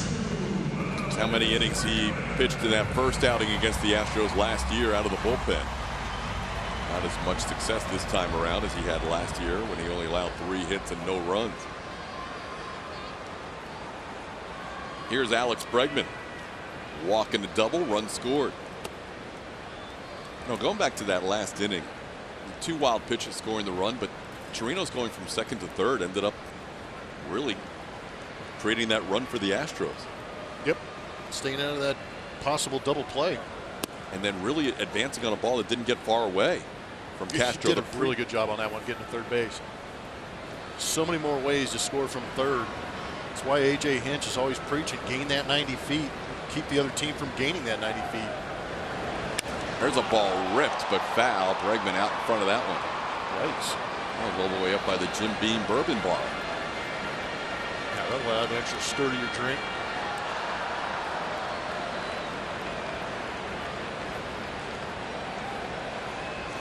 One and two the count to Bregman. Alex, a 9-game on base streak, has been on base over 50% of the time during that streak. 2-2.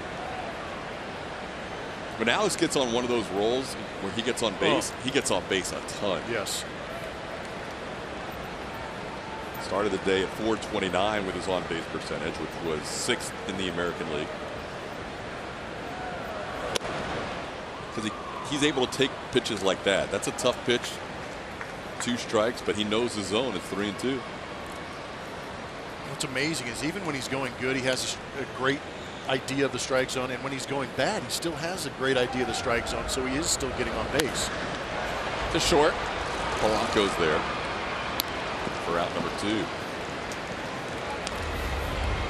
That breaking ball has been good for Stewart against righties, but not against Captain Smooth.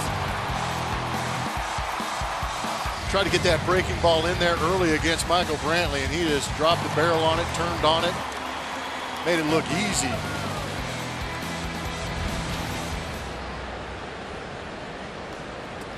Sure, his buddies that played with him in Cleveland were happy to see that home run. The Indians currently a game behind Minnesota.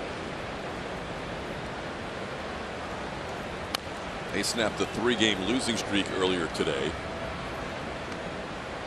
by scoring 4 in the 8th to defeat the Marlins 6-2. Last night we showed you how the Astros had played all the top 7 or 8 teams in slugging percentage in the American League. The Astros being one of those, and all their opponents were in the top 8. The team that had been in last place coming into today in slugging percentage, the Cleveland Indians. Oof. Surprising. They just haven't gotten going offensively yet.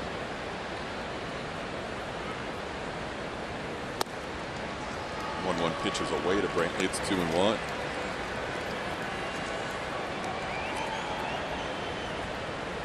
That's a big factor to lose this guy out of your lineup too. Absolutely. You can almost see the repercussions throughout the entire lineup. Cleveland only has 16 home runs. Yeah, and coming into today, 321 slug. Yeah. Wow.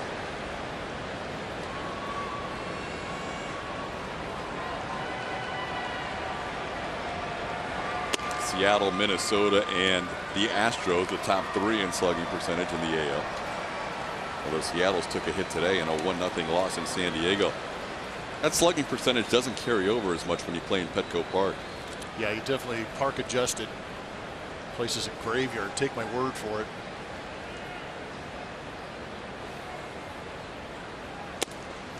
Outside, ball 4. Brantley draws a 2-out walk. That is 3 walks issued by Stewart. Let's take a look at the pitching matchups for that series. We mentioned tomorrow is going to be a really interesting one. The UCLA guys. Ooh. That is going to be outstanding. Colin McHugh, Corey Kluber. That's going to be another great matchup. Peacock against the Beebs. Wade Miley and Carlos Carrasco. Wade Miley on a getaway day. Woo! That's great planning by A.J. Hinch. Genius move. Carrasco left the game last night covering first base, had a little knee situation, had to leave the game, but everything cleared up today. He is scheduled to make his start on Sunday. All tests came back positive for the Indians. A little scary moment for him last night though. Correa takes a strike. We had the Bauer-Cole matchup last year in Cleveland, and it was a great game. Unfortunately, the Astros couldn't close it out. Ended up losing that game, but they really battled, and you could tell both those guys really wanted to win that game, former teammates. bit of a statement game, bragging rights. And there's been a lot of back and forth. A little bit. I think he's ragging on Michael. He's having a great time. Garrett is always having a good time. He's one of the better personalities in the game. Yeah, Bregman versus Bauer tomorrow. That'll be interesting. They've had a lot of back and forth. Some postseason history. Should be a good one to start the series tomorrow. Tonight, the Astros lead at 5-1, bottom half of the fifth. Correa has a home run off the right field foul pole. And he also grounded out back to the pitcher. 1-2 the count.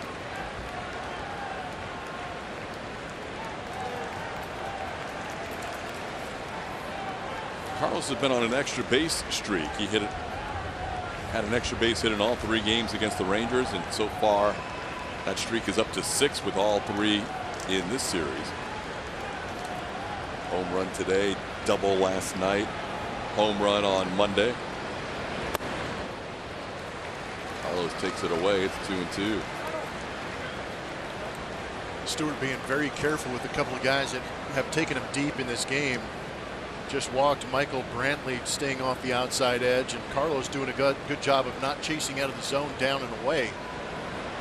Trying to work himself back into this count.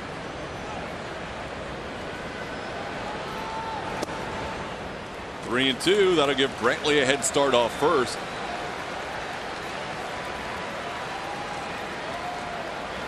And they're going to get that bullpen moving. Nobody has been warming up for the Twins, but that might change shortly. Stewart at 90 pitches, threw 100 pitches in his last outing at AAA. Third straight full count in this inning. Correa hits it pretty sharply, but at the second baseman Adrianza, who makes the play for the final out. 1 walk, 1 man left. Astros lead 5-1. Robinson Chirinos catching JV today. We're looking back though on Monday in this video. We caught Byron Buxton attempting to steal second there. Snap Buxton's streak of 33 stolen bags without getting caught. 2 flat pop time for him. Him and Devo doing a nice job. You've seen another couple of his caught stealing so far this year. So the hard work is really paying off for Robbie, who came in wanting to get better at this. The Astros wanted him to get better back there as well, really working on that throw, a smooth catch and throw motion for him. So we've seen improvements already with this part of the game. He's really inspired, though, guys, by the guy on the mound right now, Justin Verlander, and how hard he works at things, and also his teammates. Robbie told me the other day what stands out about this team is just how much they want to win. They don't even care how they get it done. They just want to win the game at the end of the day. No, it's been a great addition to this team. I mean, going against Chirinos for all those years with the Texas Rangers, as Verlander gets a check swing comebacker and makes the toss to first for out number 1. Because there was a question, Blummer, coming in about how the running game would be impacted, because Robinson did have issues last year throwing out runners, and he has made great strides in 2019. He really has early on. The pop time has gotten very good, but also the footwork and working with A.J. Hinch behind the plate has obviously helped out. They've kind of refined some of the skills that Chirinos came in here with, really helped him focus on using that arm strength. You can be quick all you want, but if you don't have the arm strength or the accuracy to get down there to make a tag, it really doesn't matter. So I think they focused on him being patient back there, oddly enough, and really letting that arm go. And we've seen the accuracy and the velocity jump a little bit too to beat those runners at second base. Jorge Polanco bats with 1 out and the base is cleared. Polanco with the first hit of the night against Verlander was a home run into the second deck in right field. This ball hit pretty well too, but Springer on the move, and George is going to get there. Great jump by George for the second out.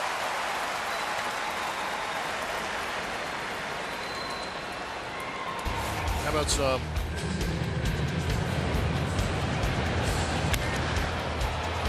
That was his home run. The first hit allowed by Verlander. That was deep into the second deck. That's the only run allowed by JV tonight.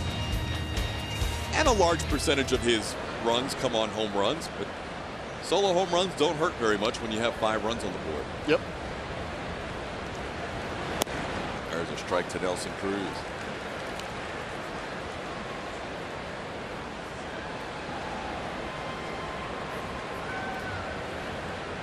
Since joining the Astros late in 2017, 57% of the runs allowed via home run. And that was one of those rare 400+ foot home runs allowed by Verlander here at Minute Maid Park. 8 at 350 or less, and 15 of the last 18 at 375 or less here. That's down and away, 2-1. Tonight, Verlander 3 hits allowed. Good pitch count in order right now. 76 pitches into the 6th inning. His highest single inning pitch count was 17 in the 4th.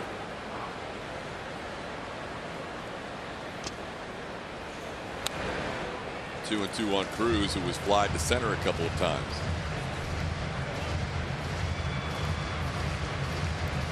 Second start of the year in Texas. Said he didn't feel quite like he was in a good groove. Got a little bit better in that next start against New York, and then we saw him really find it here in the last 2 starts on the road, and it's carried over tonight.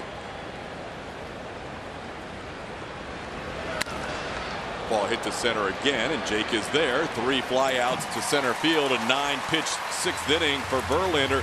75 pitches through 6. He leads 5-1. Bottom half of the 6th inning, Astros lead at 5-1. Josh Reddick, Aledmus Diaz, Robinson, Chirinos due up. Reddick looking to extend a 6-game hitting streak, has lined out to third and also drawn a walk. Reddick scored in the 4th after a leadoff walk. Josh 13 for 26 during this 6-game hitting streak, including tonight. Takes one down and in for ball 1.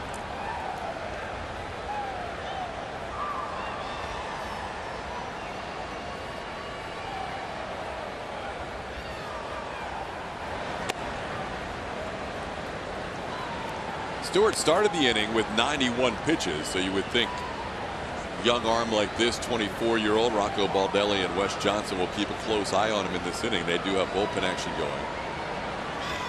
Newly called up Fernando Romero beginning to loosen up, and Stewart has missed with the first 3 pitches here in inning 6.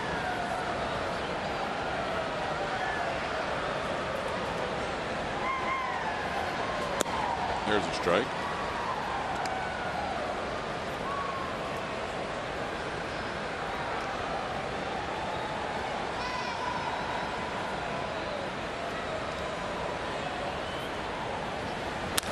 There's a base hit into right field. Josh Reddick, a 7-game hitting streak. Came in second in the AL in batting, and that'll continue to move up with a 1-for-2 tonight.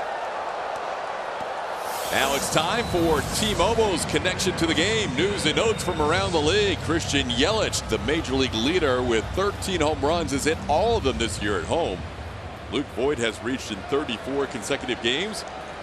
Francisco Lindor, we'll see him for the 4-game series, still working back after coming off the IL. And Mets pitchers with 3 home runs on the season. Pitchers who rake. Here's Aledmus Diaz. Single and 2 at bats. You know, I know that there goes the runner. Reddick trying to steal a base. Throw is low, but they still are able to tag him out on the nice pick by Adrianza. That's the first out of the inning. That was not a very good jump by Josh.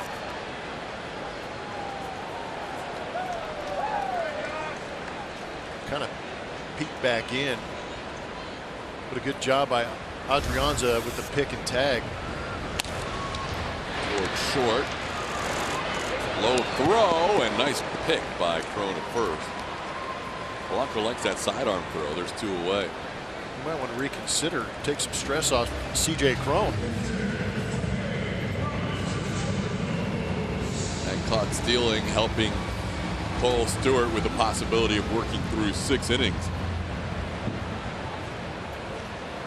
Here's Robinson Chirinos. Stewart's longest major league outing, twice against the Tigers last year. He pitched 6 innings. He made his first 2 starts of the year, his big league debut and his second career start against the Tigers, and then his last 2 appearances also against Detroit. 4 of his 8 big league outings coming into tonight were against the Tigers. 1-1 to count.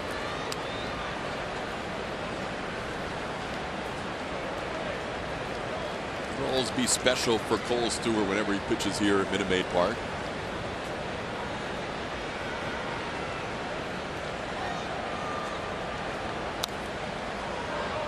Even though tonight didn't go the way he wanted with the 5 runs allowed, if he's able to get through the 6th inning, at least feel good about the last couple of innings, being able to shut down this offense after allowing a run in the 2nd and 2 in the 3rd and the 4th. Robinson Chirinos trying to do something about that. He doubled in a run his last time up. This time off the end of the bat. Stewart gloves it. Nobody covering first, and Chirinos is going to slide in safely.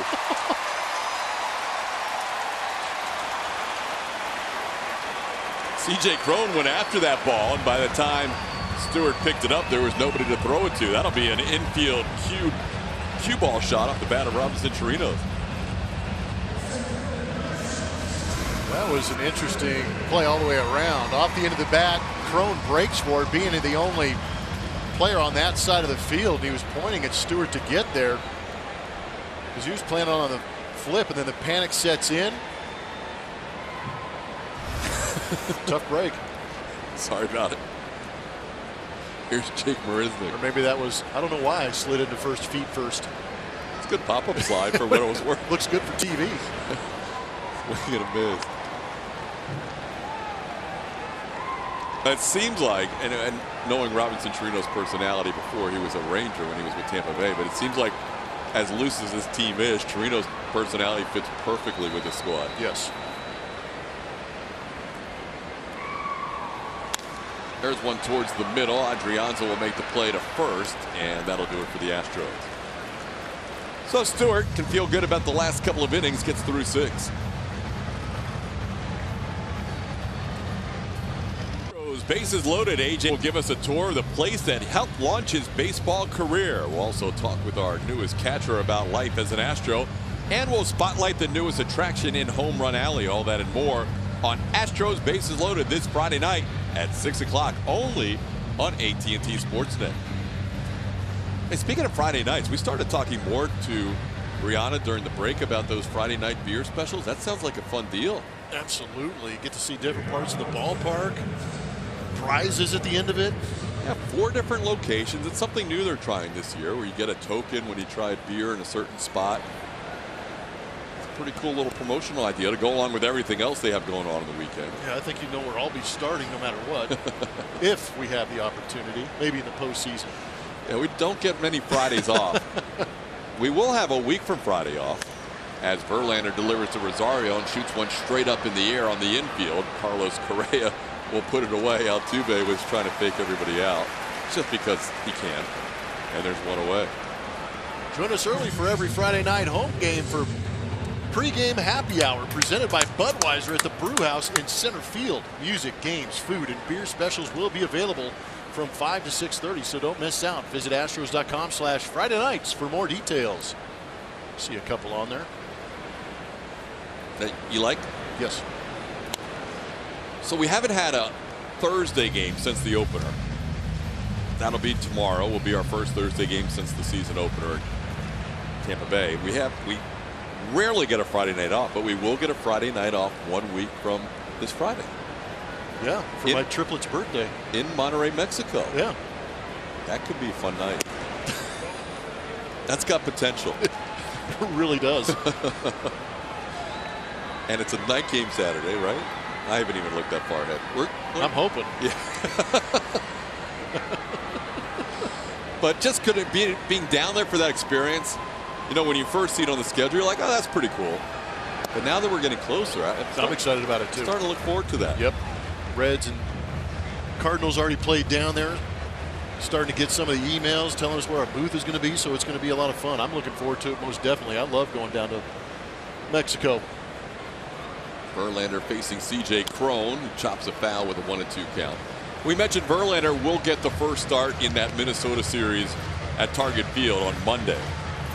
So if you do the math, 3 more games in that 4-game series, Verlander should get the ball for the second game in Monterey.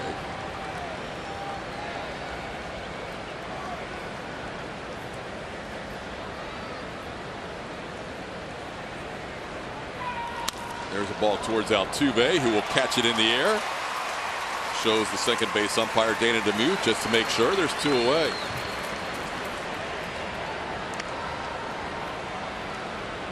There it is. Donuts in Minneapolis. Just don't pay attention to the lower left-hand portion of your screen if you're Julia Morales. Those donuts are supposed to be warm, but leaving them out for a couple minutes and they're frozen. Frozen donuts. So true. Had you really packed away your winter stuff? Yeah. I couldn't pull it back out. She is not happy with you and your weather report right now, because that outfit has to make it back out. I mean, why do you need a scarf here for 9 months of the year, you know? So once I thought we got through the cold weather road trip, I thought that was it.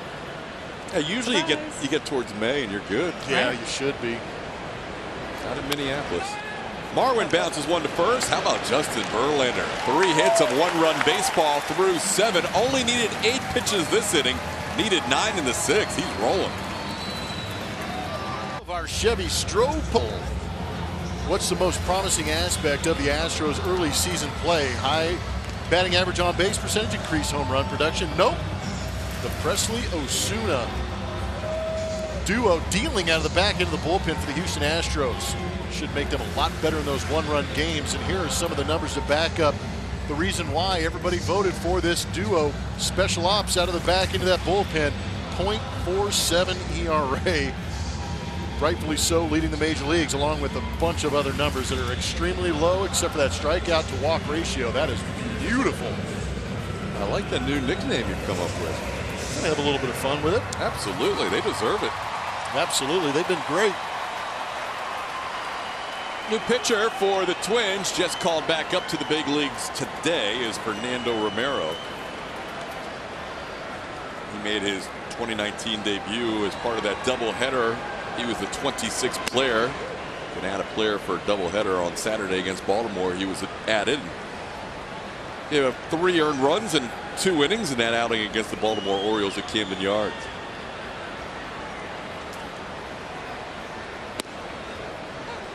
Romero's first batter he faces is George Springer, who is 1 for 3.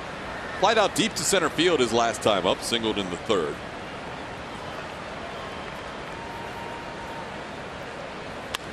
George grounds one towards 3rd. His former teammate Marwin is there. George hustling, gets thrown out by a stride, 1 away in the 7th.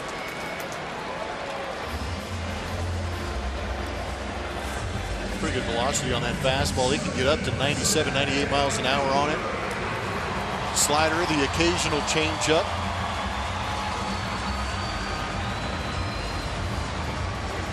He was used last year by the Twins exclusively as a starter. And throughout his minor league career, he's been mostly a starter. This year, they moved him to the bullpen. AAA Rochester, he worked 4 games out of the pen. Kind of a long reliever for them.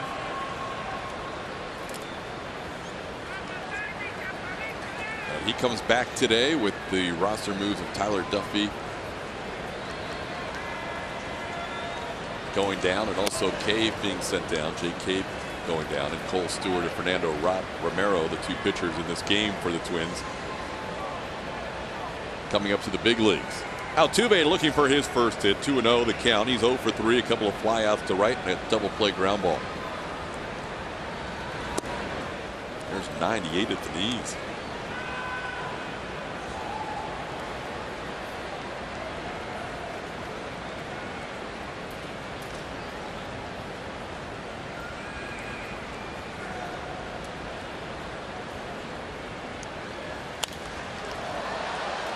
Astros doing all their damage in innings 2, 3, and 4.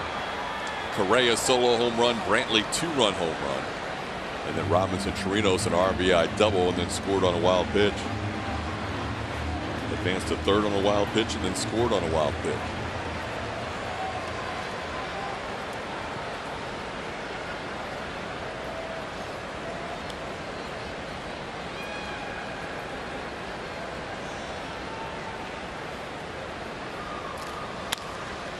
Slowly hit towards short. Polanco hurries and beats Altuve for the second out. Join the Astros at Minute Maid Park this Sunday as they take on the Cleveland Indians. It will be a Sunday night game. 10,000 fans in attendance will receive an Astros clear tote bag presented by Houston Methodist. For tickets and info, visit astros.com/promotions. Sunday night baseball a little earlier this year. National telecast will start at 6:05 on Sunday night. Wade Miley and Carlos Carrasco scheduled to be the starting pitchers in that one. Here's Bregman. Alex takes one upstairs for ball one.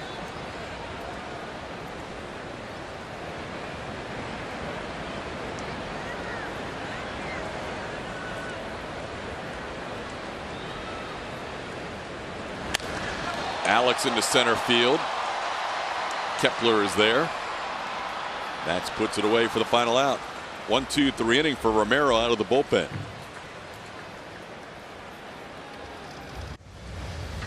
Time to name that Astro, brought to you by Nissan. Here were tonight's clues. First round pick, where ground balls go to die, and land of 10,000 lakes. An easy one.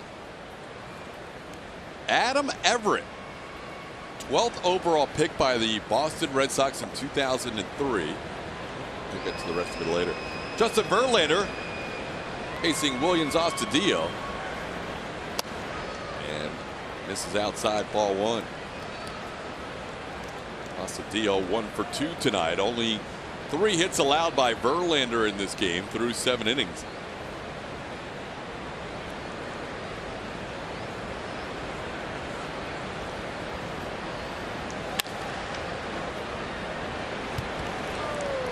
Verlander's highest pitch count of any inning, 17 in the fourth.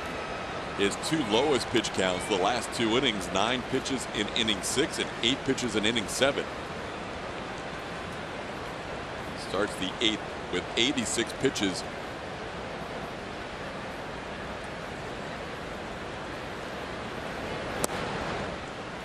That didn't miss by much. 2-1 to Astudillo. Bottom third of the order due up for the Twins. Astros really haven't had the bullpen working much at all. We finally see a little bit of movement in that pen. But nobody's really started to throw any pitches yet in this game, and no reason to, the way Verlander's been going. Yeah, there's really no rush. All that's going to do is annoy Justin Verlander.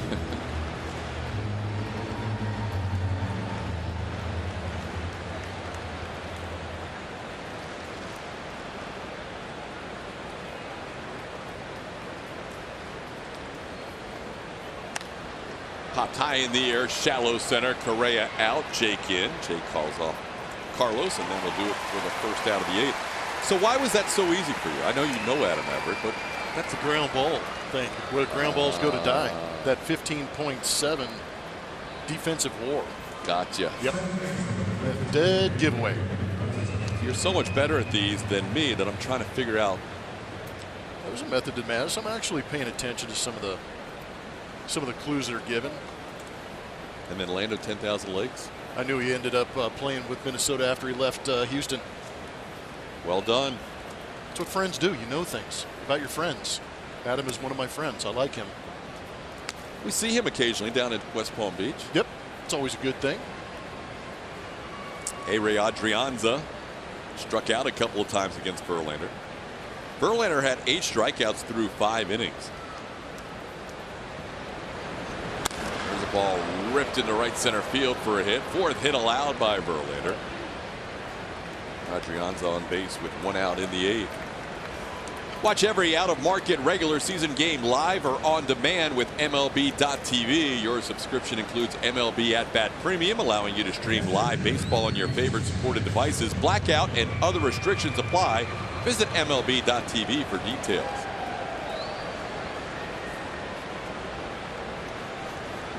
Here's Jason Castro.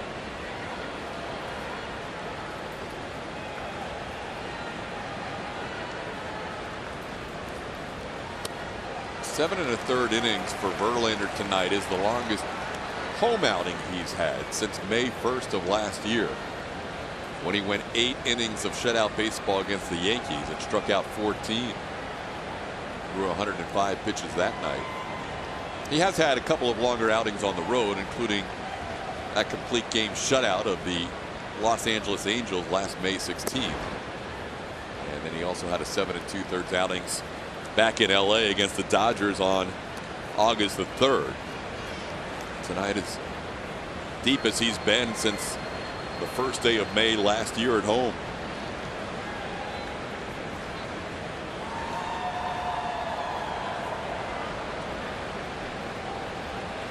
On the ground to first, Diaz to second for one. Correa's return throw gets away. Verlander couldn't quite come up with that. They do get the force out on the runner Adrianza. My goodness, the return throw from Correa coming in there at 95 miles an hour. A sink, it felt like. Got that first one and then trying to lead. Ended up smoking Jason Castro right in the shin guard, lucky enough. I think that's why Justin was looking to see if he was okay, because he got drilled. Yeah, that thing was coming in hot. It's funny, that's the play they were really working on a lot with Ledmus Diaz today. Yep. Trying to start that double play. And the biggest key for a first baseman is make that first throw, because you can't turn that double play unless you get that first out. You know, when Carlos made that return throw to Verlander, now he knows what it's like to catch himself. Exactly, yeah. There's some heat on this. Man, that's nasty. Max Kepler, top of the order.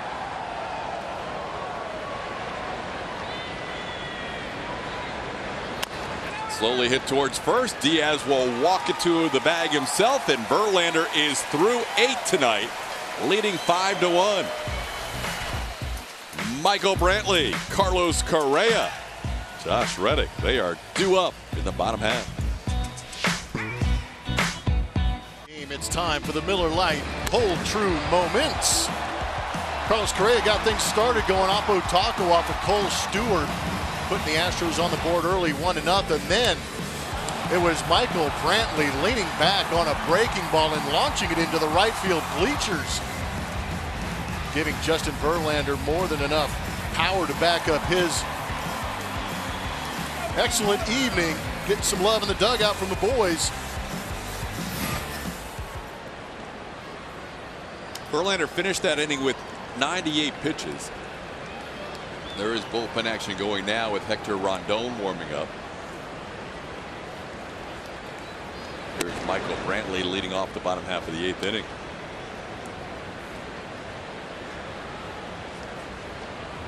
Verlander's lone complete game as an Astro was that shutout in Anaheim last year. And he's only needed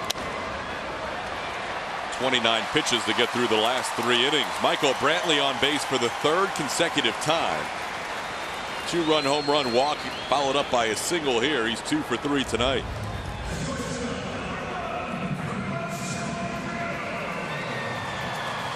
Here's Carlos Correa. He got the scoring started with a solo home run in the 2nd inning. Also grounded out a couple of times.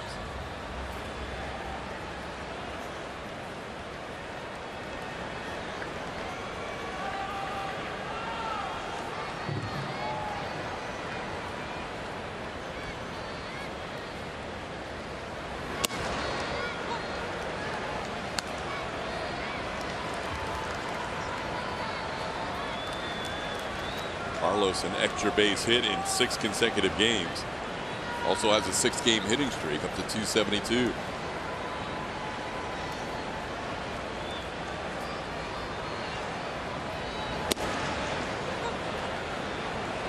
Romero, who was impressive in that 1st inning that he came in out of the bullpen, a 1-2-3 7th. It was the first 1-2-3 inning for the Twins tonight. Cole Stewart out of St. Pius right here in Houston ended up going 6 innings, allowed 5 runs on 8 hits. He walked 3, threw a couple of wild pitches. Correa goes down swinging. First strikeout for Romero and 1 away in the 8th. Only the second strikeout tonight for Astros hitters. Watch the Astros on the go all season long. Download the AT&T Sportsnet app from iTunes or Google Play, or go to AT&TSportsnet.com to stream from your computer. Log in with your cable account and you're all set. Available to cable accounts with AT&T Sportsnet in their subscription, subject to blackouts and territorial restrictions.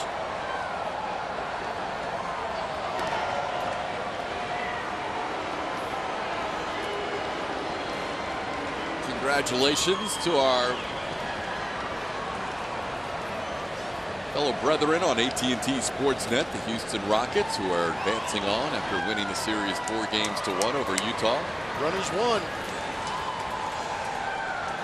100-93 victory tonight, just down the road at the Toyota Center.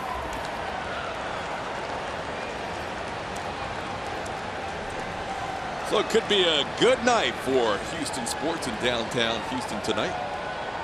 Astros up 5-1 in the 8th. I think Verlander's night is over. Rondon keeps warming up. Yeah, you could be right. There's definitely one way to find out. If he's talking to anybody in that dugout. JV is locked in, and then if he is told his night is over, then he starts to converse and get out of that pitcher's focused demeanor.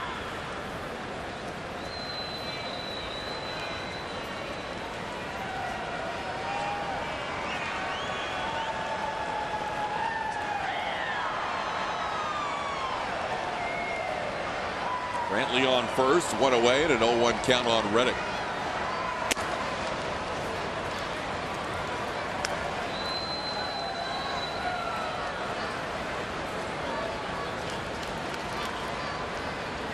Twins on this road trip played Baltimore for 3. They did all that in the span of 24 hours. They were rained out Friday, a doubleheader Saturday, and a day game Sunday. They won all 3 of those games. Reddick into left field. Rosario look up. This ball's gone. Josh Reddick, opposite field home run. Couple of rows into the Crawford boxes. Reddick's 3rd home run of the year. And this man is on fire lately. Josh Reddick going Oppo Taco with a little extra sauce on the side. How about that? It's one thing to go the other way and get your batting average up. It's another thing to go ahead and launch one going the other way. That's got to feel great for Josh. I think he was inspired by that first pitch tonight. I agree. Here's Aledmus Diaz fouling one away. He's been thinking about going the other way, and plenty of velocity from Romero, and he gets that fastball away and drops the head on it. Going the other way. Josh Reddick has been scrumptious of late. Wow. Swing and a miss. It's 0-2. Love that. Hopefully people watching that Rockets game came over in time for that. That's what I'm hoping for, too. 0-2 the count to Diaz. Well, can we get a wrestler to throw out the first pitch every game? Yes. Because Josh has hit a line drive for an out, 2nd inning, then walked and scored a run, then singled to right. Now went opposite field for a 2-run home run.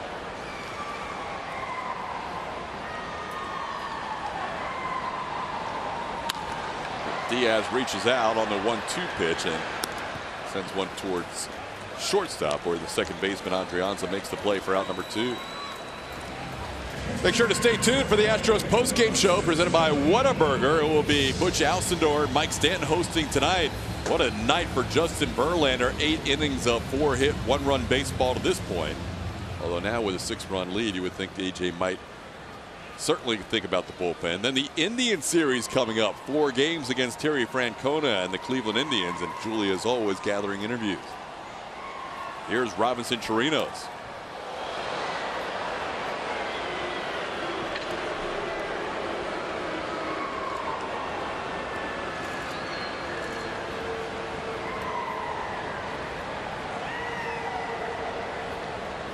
Chirinos 2 for 3, double. Run batted in, advanced to third on a wild pitch and scored on another wild pitch.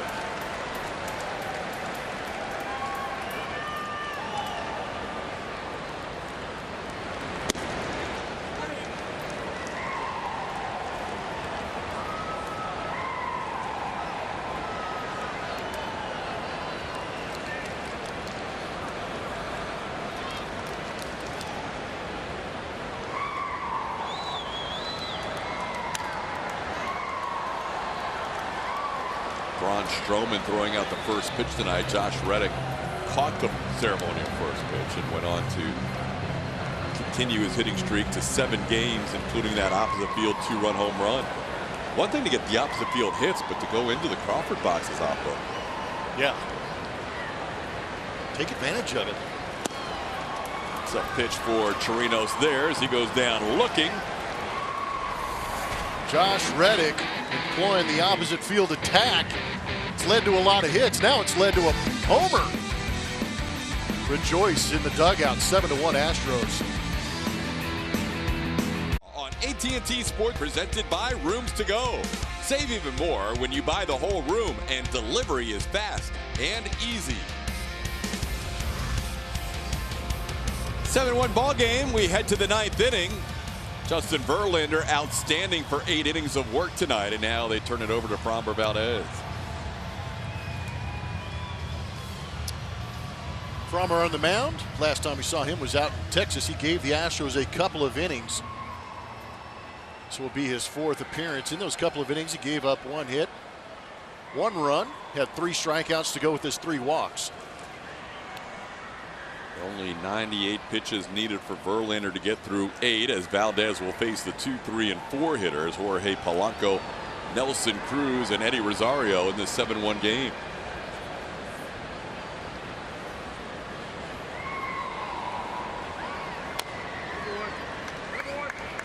Polanco, switch hitter, batting right-handed for the first time. He's done all his damage this year as a left-hand hitter. Overall batting .370, close to .400 as a lefty hitter.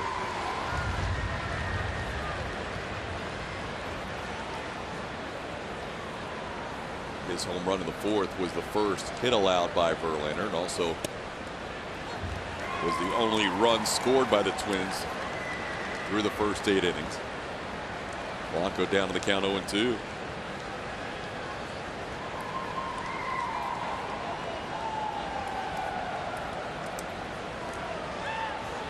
Swing and a miss. Framber Valdez, a 3-pitch strikeout of Polanco. The Power Player is brought to you by TXU Energy. It is Justin Verlander, who was facing an aggressive, good fastball hitting team. So we know if he could locate the fastball, but also use his secondary like this, it would be a recipe for success. He watched him for 2 days, had a really good plan tonight, getting a lot of strikeouts on mostly his secondary pitches. 3 straight strong starts for Justin Verlander tonight. Yeah, it's been fun to watch. JB, we've talked about how he's kind of put it all together here the last few starts. He's gone a total of 21 innings in those 3 starts and allowed 3 runs, 1 in all 3 of them. That's impressive. He had a span of 3 batters there in the 4th inning. The home run by Polanco, the double by Rosario. Other than that, nobody else reached second base.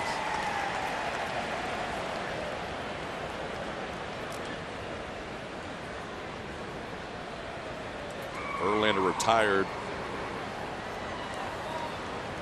the first 10 batters in this game and had 8 strikeouts through 5 innings. Did not strike anybody out in the last 3 innings, but he also kept his pitch count way down in those 3. Only threw 29 pitches in those 3 innings.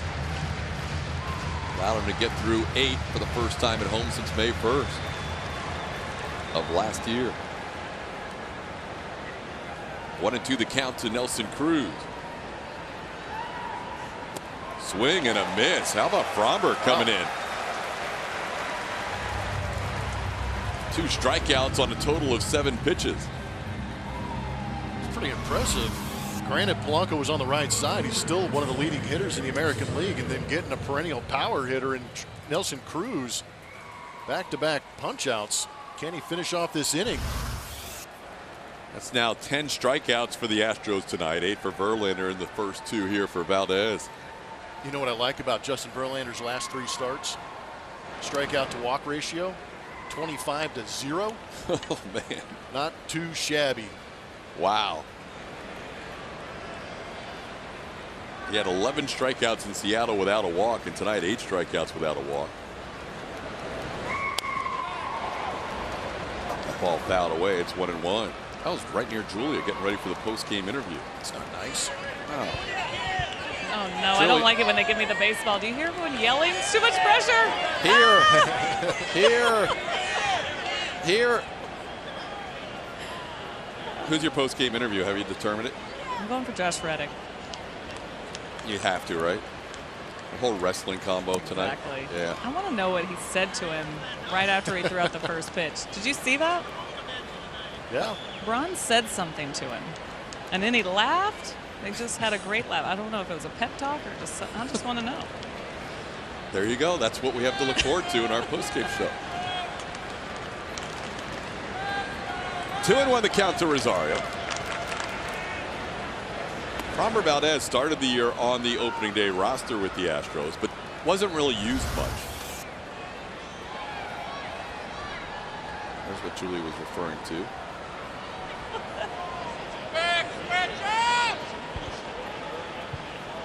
What did he say? Oh, man, I've got several hundred things going through my head.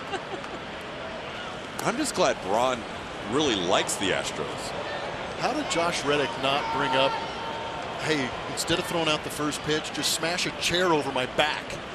I really was hoping for something like that, too. See? Maybe they practiced something in the clubhouse before. I guess Reddick was trying to focus for a game that he was going to play, but. Small detail. He had some fun in that clubhouse. I think he did some promos for the Astros and Royal Rumble. That's what I'm thinking. Coming soon. If you want the chair over the back, wait for the Royal Rumble. Because then if something goes wrong, it's January. It's some true. time. You've got a little time. TK, the last thing anybody wants is an off-season ending injury. That would be such a Josh Reddick off-season injury. Do not want to ruin the off-season.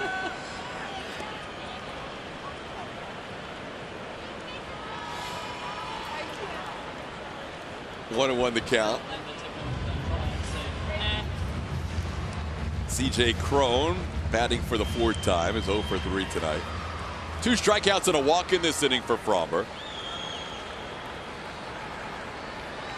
Astros trying to close this one out and give Justin Verlander his 20th career win against the Twins. And they should have it done here. Carlos Correa makes the play, and that'll do it. The Astros, after losing the opener of this series, come back to win the next 2 and take 2 out of 3 from the AL Central leading Minnesota Twins. In the process, the Astros move back into first place in the American League West, a game that took just 2 hours and 28 minutes. Justin Verlander, 8 strong innings, and Framber Valdez the 9th. Astros hitting 3 home runs, and we'll have plenty more coming up, including the post-game show right after this.